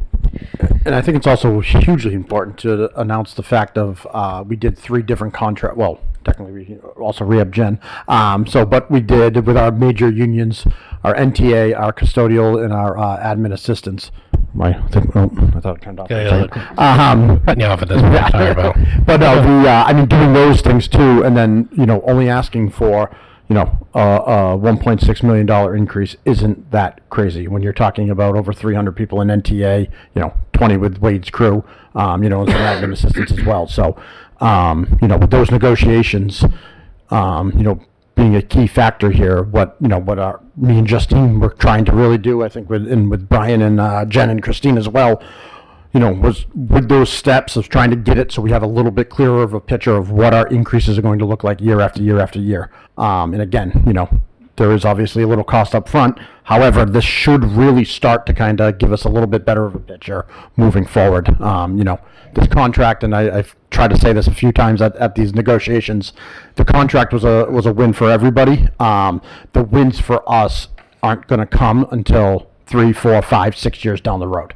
And again, we're not losing necessarily either because we're keeping teachers and recruiting good teachers and that stuff as well. But the length of the it's only a 3-year contract, obviously, but with the new salary adjustments, it's really going to help us budget on the back end of things to try to keep it a little bit more in terms of, this is what our number is going to be, and we don't have such fluctuation, from a teacher going from step 7 to step 8, those kind of really like squish down a little bit, if you will. So I think that's also very important in terms of, moving forward. If I may, I just want to comment really quick and then we're going to move on. I think there was a question, I don't remember if it was at the select board last week or if it was at finance committee earlier this week. There was a question about, now that we have settled the contract with the Norton Teachers Association, do we need to come back and ask the town for money at Springtown meeting in order to actually pay them? And the answer is no. We were able to budget last year with negotiations in mind, and we were able to negotiate a year one agreement that is within the constructs of our current budget. So we do not need to come back to the town and ask for any additional funds. So I thought, since that question came up, it was probably important to answer it here as well. Yeah, and I totally agree with Jen. I mean, I think that was a huge factor in what we were trying to do with not coming back. We essentially did a market adjustment without increasing our dollar amount in year one. And I think that is extremely important for, what we were kind of trying to do. As you, increase that many people, generally speaking, someone usually is going to have to come back and ask the town for more money to supplement the budget. But, the way we did it over the 3 years, really gave us a good foundation, if you will, to, not have to come back to the taxpayers and ask for any additional money.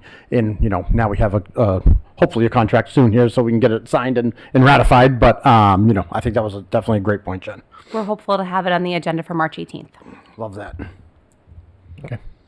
Thank you. All right. At this point, we will vote to close the public hearing on the FY 2027 budget. So moved. There's a second. Second. All those in favor? Aye. Aye. Okay. So the next item is to vote on the 2027 budget recommendation. Is there a motion to approve the budget recommendation of $38,734,183? So moved. Is there a second? Second. All those in favor? Aye. Aye. No opposed. Thank you all. Thank you. We appreciate it. And Christine and I will get the final items together to get this over to Town Hall. Okay. Because we have a guest, we're going to let him come up next. So we welcome up for a district alignment update, Mr. Tim Ammon from Ross Haber and Associates. Thanks, Tim. Good evening. Thank you, everyone. Members of the committee, Dr. O'Neill, members of the administration, members of the public, thank you very much for the opportunity to come give you an update on where we are from the district alignment project that we've been working on. Yes, this is extremely, this is a tremendous amount of power, so hugely a big fan of it. Yeah, it is a huge responsibility, yes. And so we do want to take you through where we have been and what's been happening. Just as a review from where we were starting at, we were working on 3 primary tasks, all interrelated as it connects back to enrollment. So looking at a 5-year enrollment projection, which was presented here back in December. At a similar time, we were also looking at a facility analysis, assessing how changes in enrollment might affect the usage of the buildings. And then lastly, to look at what changes in enrollment and anything related to the buildings may do were we to think about alternatives to school boundaries or other changes. So those 3 tasks have been going on concurrently. The enrollment projections and some of the facility information that was presented back in December have now been updated, and we are going to provide an update on 2 separate things this evening. The first is looking at 2 different grade alignments and boundary scenarios that we have been working on. The first one, which we've referred to and will refer to throughout as the paired school option, looks at placing PK and kindergarten in the LG, grades 3 through 5 in the Yale, and 1 and 2 at JCS. Obviously, when we do this, we create a district-wide boundary for all schools, as we would adding them into the middle school and the high school. An alternative to that we also looked at was looking at a realignment of the existing school boundaries and also having an effect on grade alignments within those boundaries. And so under that arrangement, we looked at putting pre-K and kindergarten again in the LG, looking at grades 1 to 4 going to both JCS and the L, and then grade 5 going up to the middle school. The concurrent parts of that analysis was under all of these scenarios, we wanted to assess what the transportation impact was going to be. And then in addition, incorporating one additional assessment of transportation, which is what if we were able to better align the elementary school start and end times under the existing scenario, and what that might be from an impact from a transportation standpoint. So we'll cover all three of those transportation scenarios, 2 boundary scenarios here this evening.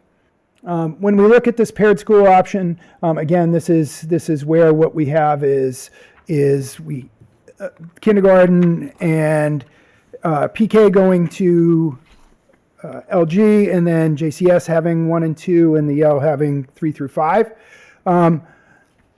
Methodologically, it's similar to what we have done elsewhere when we were talking about just the boundary scenarios, where we are looking at rolling the grades forward, trying to understand what this looks like, not only on a 1-year basis, but based on the full year of the projection period, and then identifying a couple of different criteria. The first being, what does it do to the actual capacity of the building? Do we have enough space to create a scenario like this? And then secondarily, were we to do it, what might the implications be for transportation? This is just a context setting idea, a context setting slide. But what you see here is groups of students by their school. And when we look at a district-wide boundary for any of the schools, but particularly when we're looking at them for all of the schools, one of the challenges we see are obviously the logistical challenges of trying to bring kids from all over into the different buildings and aligning the times in such a way that allows us to try to mitigate any of the transportation related and logistically related costs of doing that. So as we start to talk about some of the challenges that we confront on that I think it's important just to recognize that this disbursement in and of itself represents a challenge in trying to do that. Ultimately, when we look at this scenario, we don't believe that this is actually a viable scenario for the district. It was a useful thing to look at because it does provide some insights into what might be possible. It's just this scenario in and of itself is not possible. And we had 3 criteria that we were primarily looking at. One is just what does it do to the use of existing facility capacity? What does it do to class sizes? And then thirdly, what does it do to transportation costs? Unfortunately, this scenario fails on all 3. We don't have enough space. It has a negative impact on class size, and it has a pretty notable impact on transportation-related costs. So we won't spend a ton of time talking about it, but I think it is useful to just understand that when looking at these scenarios, identifying the things that didn't work were helpful in trying to identify some of the things that might work downstream, right? So the activity of the analysis was actually really helpful. So from a class size standpoint, what's the ratio you're going off of to be a red? So what we were looking at was, does it have to be red is, does it make class size worse in any way? Or does it hold it the same except for the fact that we can't fit them in the building, right? So if either of those two, which it did in both cases, then it got scored red. If we could hold it the same and make it work in the building, then we had scored it a yellow. And if we didn't have this in any of the cases, but if it had actually brought class size down at all, then we would have colored it.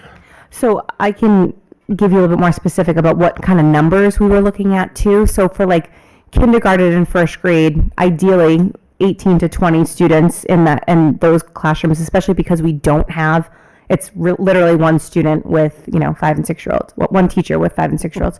And then second and third grade are like 22 to 24, which is an ideal class size. And then fourth and fifth grade are 24 to 26.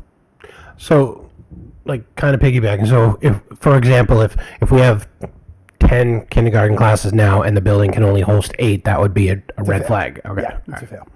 Yep, exactly. And we would look at it both across the individual grades and across the building itself. So, would we have additional space if we were to would we be able to do this if we were to repurpose some space? That's a different question than under the existing structure, do we have enough rooms for it? And so what we were trying to do is to look at each of those aspects and say, an existing classroom that had to get repurposed, is it appropriate, first to be a classroom of a particular type, whether it would be kindergarten, first grade, second grade, whatever it might be. And then second of all, did we have enough of them? And now the numbers you're using, I'm assuming is like this year's enrollment?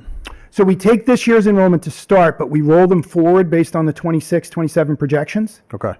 which we had presented back in December. And then what we actually do is we will carry out the projections through 2030, 31 and look at the room counts and the class sizes and the enrollments out for that full 5-year period to see if it works at any point in the 5-year period or all of the points in the 5-year period, so that what we're not doing is making sort of a 1-year decision on how to make a change like this. Because, we recognize like this is disruptive if you were to do it. Yeah. Thank you. Sure. When we look at an alternative boundary, again, this is a scenario where we had grades 1 to 4 in JCS and in the Yale, and PK and kindergarten in the LG, but the boundaries look different than they currently do. So again, same scenario, take the projections, roll them forward, look out over the 5 years, try to understand the room counts, and assess whether we had any surplus or deficit of rooms, and then look at the transportation impacts. When we look at that, in essence, and this is like dumb luck more than anything else, to be perfectly honest, it really works out nicely on Main Street as a boundary. If you make a little jog at the end, as you can kind of see, to try to capture enough kids. And so we actually end up with sort of a north and a south side set of boundaries for the 2 primary schools that are using grades 1 to 4. Obviously, just the difference in the school sizes means that we had to try to adjust for those counts. When we do look at JCS, for example, the class sizes are reasonably balanced. We have a fairly large 3rd grade, actually, though, that works its way through the system for a couple of years as it would be under this boundary scenario. But when we look on the south side for Yale, again, we have a similar thing, except we have a little bit of a smaller 3rd grade. It's a little bit of a smaller 1st grade, sorry. And so the balance between the 2 across the grades works reasonably well. The balance between the 2 from the way the facility works actually works reasonably well. But one of the conditions, I think, as we mentioned, is we are also moving the 5th grade here. And the 5th grade ends up presenting us a challenge because now the volume of 5th grade through 12th grade students that we would have to move from a transportation perspective gives us a significant increase in demand, basically, on that side of the house that makes it difficult for us to be able to try to get everything accomplished. And you'll see here in a moment what we think it does to resource requirements. But this is a scenario where the first part of it actually worked great, really looked super promising, and then once we moved the 5th grade up, things got more challenging. So when we look at it from a facility perspective, this actually works great. We can get everybody in the buildings. The buildings are big enough. There's enough rooms to be able to do it. It doesn't necessarily have any major impacts on class size. There are a couple where we get a little bit of an uptick, 1 or 2 students here and there over the period, but it's not anything nearly as significant as it was in the last scenario. Where we really get hurt under this scenario is on the transportation cost. When we look at the transportation cost side, moving the 5th grade the way we would do it, is a significant number, 7 to 8 additional buses. Using a rough contract price of about $90,000 a year, right? That's a significant increase to try to accommodate it from a transportation standpoint. So here, Tim, can I ask one quick question? And I may have missed this.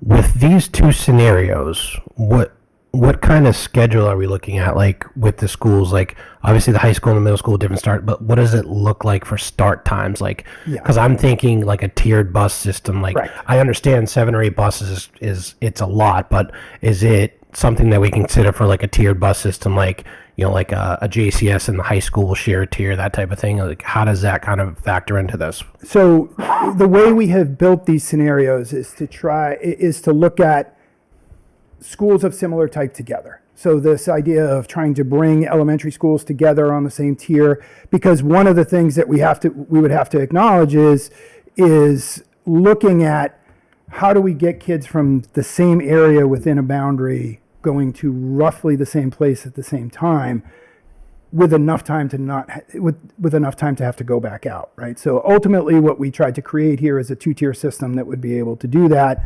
And in doing so, we run into a challenge from a time perspective, and then consequently, in order to make the time perspective not nearly as difficult as it was, that's why we have to add buses. Now, does it also factor in the required transportation requirements, like K to 6?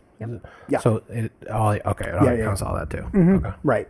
And so what we just methodologically, right, just to take a little bit of a side road here, what we ended up doing is taking all of your existing routes that we had, and we ended up basically taking them apart and seeing if we can put them back together from a stop configuration standpoint to try to move kids around on the assumption that roughly 60% of the kids in the district ride. So we continue to make an assumption that roughly 60% would continue to ride.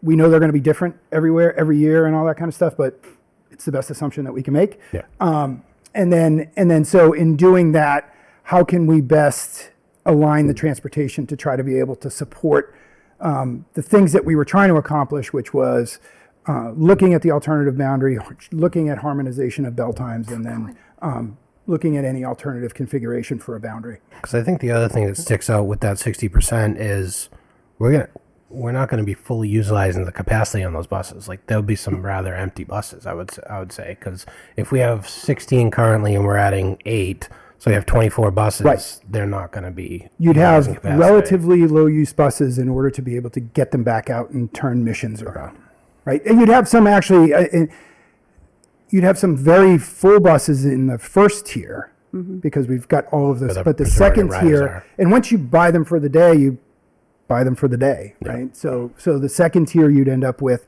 relatively low utilization and a very stark contrast to what would happen in the first tier. And the numbers that you have here for transportation costs, is that like estimated annually, or is that over like the 5-year? No, that's annual. That's annual. Annual, okay. yeah. So the way we got to the transportation costs is we took your existing contract, Yep. multiplied it out, got to what was an approximate per unit annual cost. And so that 630 to 720 is a single year Okay. net increase.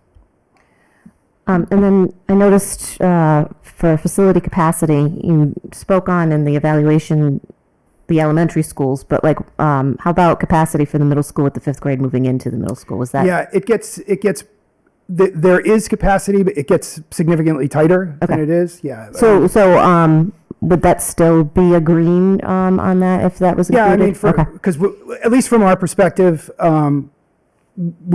there's enough space for them to be in the building.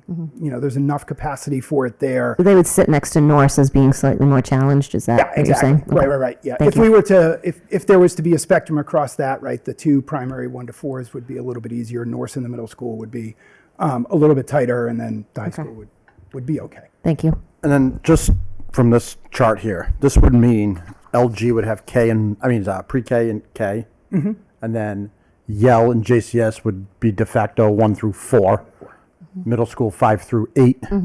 Did we look at putting 8 up to the high school? We did not. Okay. We did. You can't do it. No. There's no way.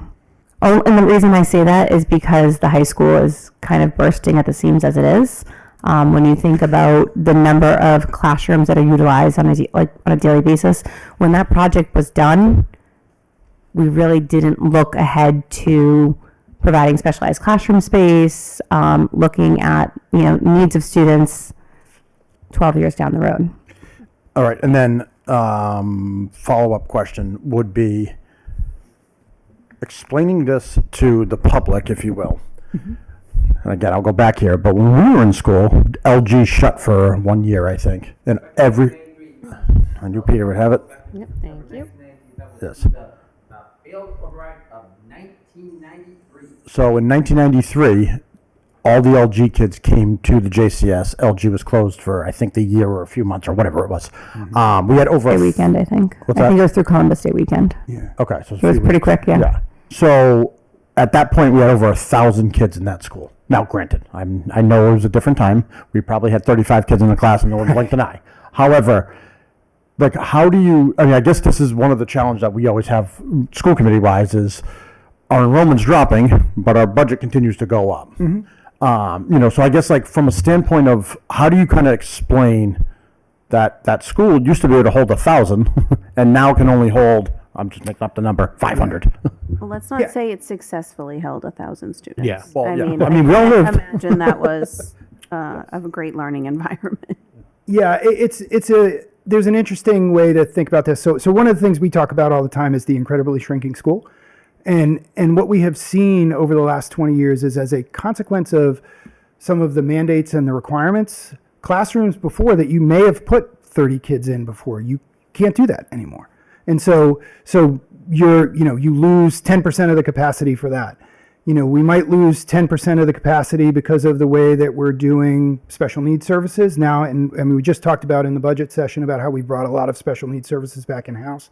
The use of those rooms and those facilities, right, has a particular size associated with it, which again now shrinks the available general ed classrooms. And so what we end up with is, it's a little bit, and I don't say this nearly as flippantly as it will sound, but it's a little bit like comparing apples and rocket ships, right?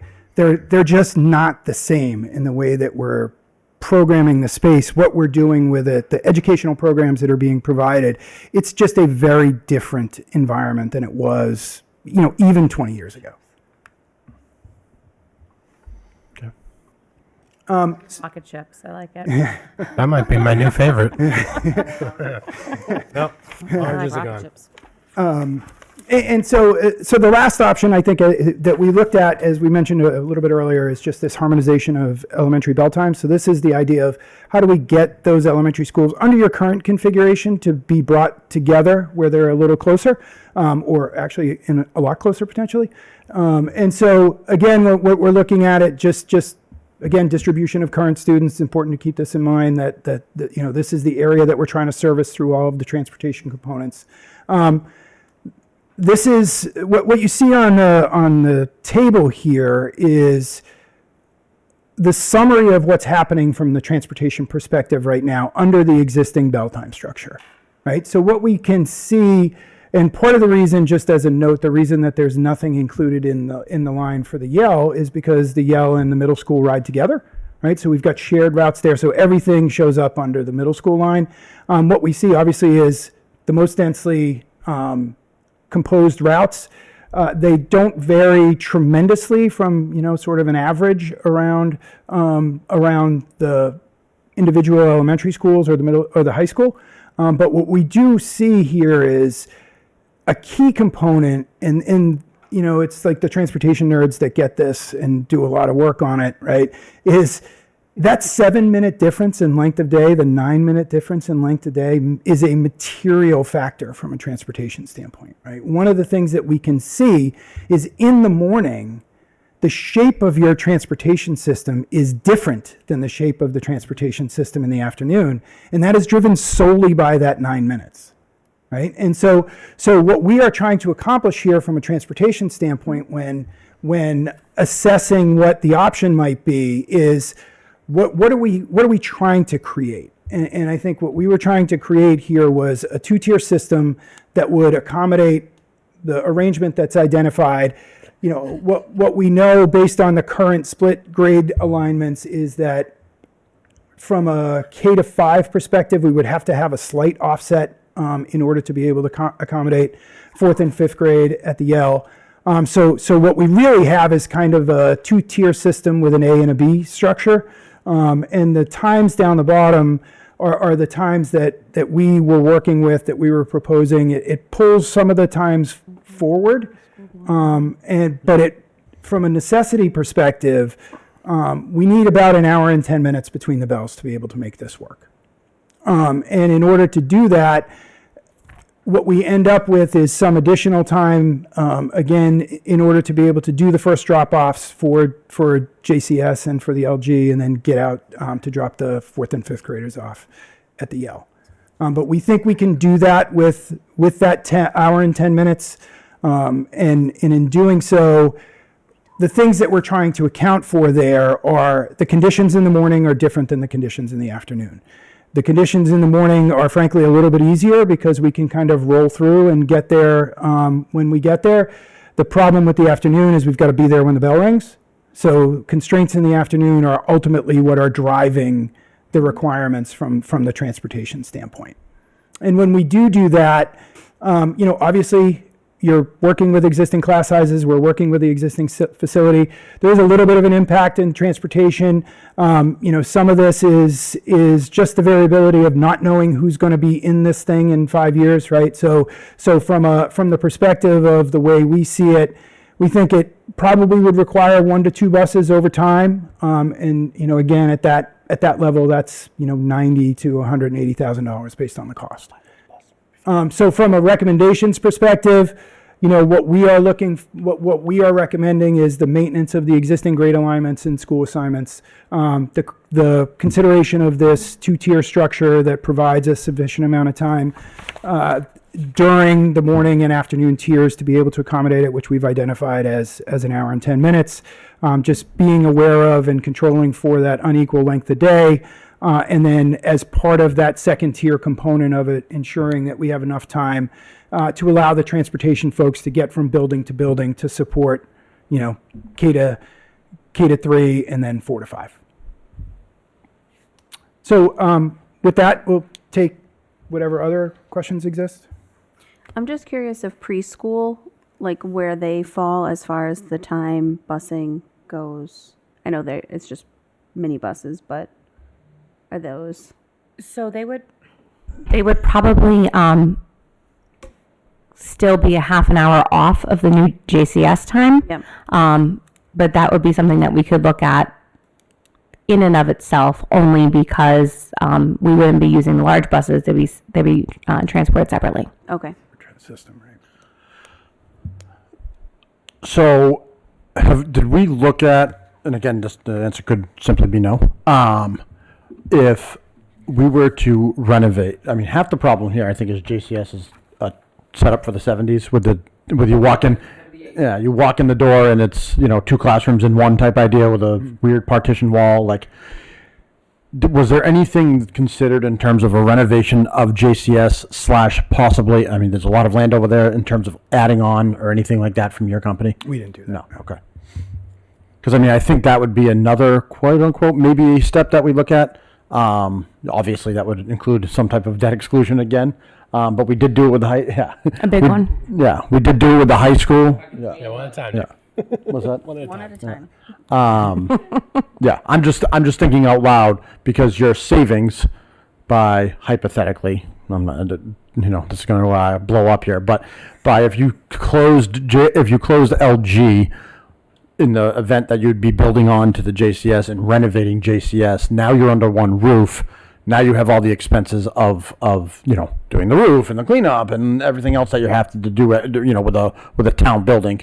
What would that kind of look like as well? So, but again, if you didn't do anything, this is what it is. Sorry, I think the other thing for us to recall is, so there are certain things that we would save on if we were to close a building. So for example, you only need one principal, you only have one cafeteria, you only have one set of custodians, but ultimately we would probably be able to save on teachers here and there, right? Because you don't have separate cohorts. So, but you might be able to go from 8 first grade sections down to 7, and things like that. But largely the number of students would potentially be the same.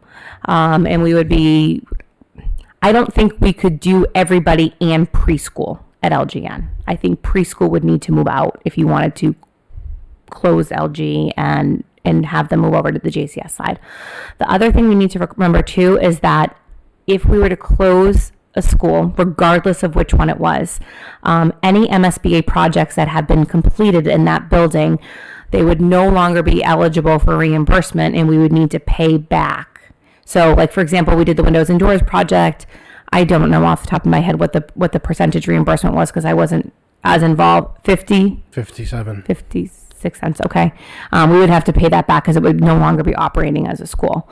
But that wasn't something that we looked at within this context. Well, and I think the other thing too is if you're potentially, closing down a school and moving, yeah, you retain the staff, but if that school gets bigger, you might need another assistant principal. You might need that custodian if you're renovating. So it's, and that's kind of the old story where, oh, you can just close a school. Well, we can't. We've already kind of done that study many years ago. I mean, I always said the easier thing would be build another level on the L, go up another floor. But even that, it's going to be, multi-million-dollar project. So, but any other questions for Tim? In terms of the MSBA money, is there a limit on that, or does it go all the way back to 1950 when we built the school? Until it's paid off. So once it's paid off, it's good. Got it. So, and I would say the windows and door projects we're only 5 years in. Yep. So 15 years to go would be my guess. It depends on what the debt exclusion was at that time. I mean, and quite honestly, I don't know that off the I just didn't know if it was head. lifetime. No, but I know the high school was 20 years, and that was 2013. Because we're just starting to hit the peak. of going We're down on starting high to go down on the high school. And don't think that, by closing a school, your savings are going to be that dramatic. Franklin just did a huge realignment, and their savings was about $3 million. And I mean, like a huge realignment. There was more than one school that was closed. Yep. So now they only have a North Elementary, a South Elementary, one schoolhouse is preschool, one middle school, one high school, whereas prior to that, I believe they had 2 middle schools, 4 elementary schools. Say 4 or 5 elementary 4 or schools. 5. So it was a huge, and their savings was $3 million. So just keep that in mind too. It's not as cost effective as you think it is. where do we go from here?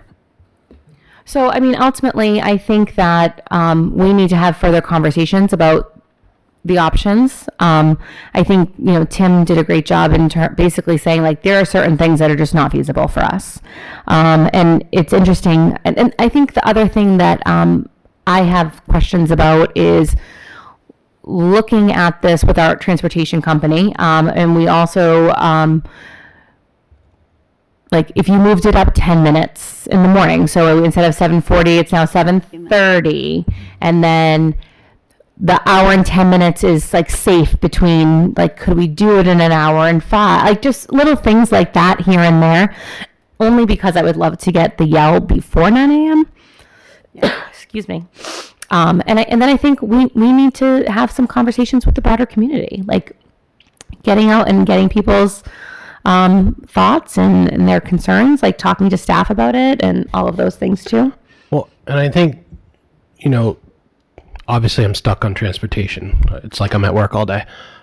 And I think, the other thing to look at too, when we look at the bus contract is, we may be contractually obligated for, the 2-tier runs, but cost savings wise, if there was a way on the time to add a third tier to say 5 routes, then you're only paying an additional tier. You're not necessarily paying a full bus, because that's where the money is going to be, is in the full bus. Where if you cut a tier, Right.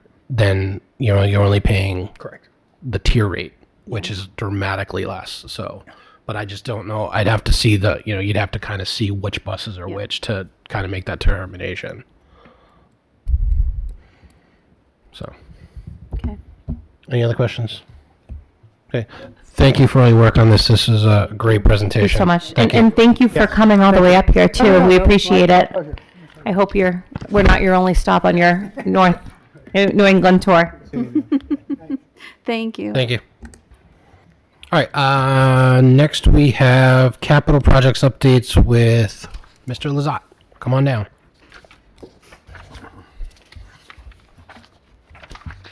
Good evening, everybody. It's been a long night, so I will Thanks try for to, waiting to the end, Wade. I will try to be as quick as I can. I was sending the Salter out this morning about 4 o'clock, so it's been a long day. Thank you for having me here tonight. Always happy to talk about our capital projects, and I would like to start off by saying thank you to the Capital Committee for granting us these projects for us to get done in our buildings and facilities. They're huge upgrades, and they certainly make a difference. So with that said, I will get started with capital carpets. Capital projects completed so far. The LG library carpet replacement. We replaced the entire carpet in the library at the LGN. We were lucky enough to take the old carpet out and put in the new carpet squares, as well as have enough money left over to go into the main office, remove that carpet, and we ended up going with some hardwood laminate in there. Durability, a lot less maintenance. It looks really nice in there. That was a $25,000 capital project, and we were lucky to spend only $20,000 of that. So we'll probably end up giving close to $5,000 back to the town on that. There, we ended up doing a lot of the work, getting the rooms ready ourselves, disposal ourselves, and all that. So kudos to my guys over there that got the room prepped out. So when they got there, we could go right to work and save some money on that. The middle school fire device migration, obviously that was a big project for this town. That I'm happy to report that alarm no longer beeps when you walk in. That was a huge project. We did it in several phases, but we got it all done in 1 year. So all our devices are within a year, which is something I think the committee requested. The Norton High School stage, we ripped up the entire stage flooring and ended up putting all new oak back down, finishing it. It looks really nice over there, just in time for Mr. NHS, I think, this week here. Yes, so we're good to go on there. That was a $25,000 project, and that was done, completed. And then projects that are ongoing right now still, we were granted $87,000 for security, as well as the middle school main entrance vestibule, trying to secure that down, lock it in.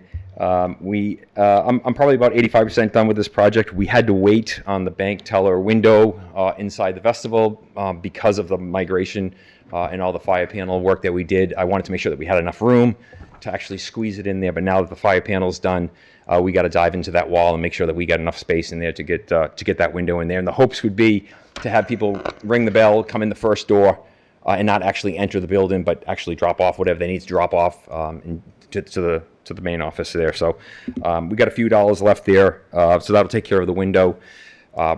We actually were lucky enough to also put in a new key access system at the high school. The new front door was giving us some issues. That was back in 2013 when we did the renovation back there. It was just the software was just gone on it, so we ended up putting a new key access system in there, as well as the 3 elementary schools. We ended up adding a new key access system to the back of the LGN, back of the JCS, and the back of the Henry A. Yale. So when the kids are out for recess, teachers are no longer given keys to go to the bathroom. They can just give a key fob and we're in. And it definitely makes the buildings a lot safer, a lot more secure for us, because we can just control each key fob if it happens to go missing.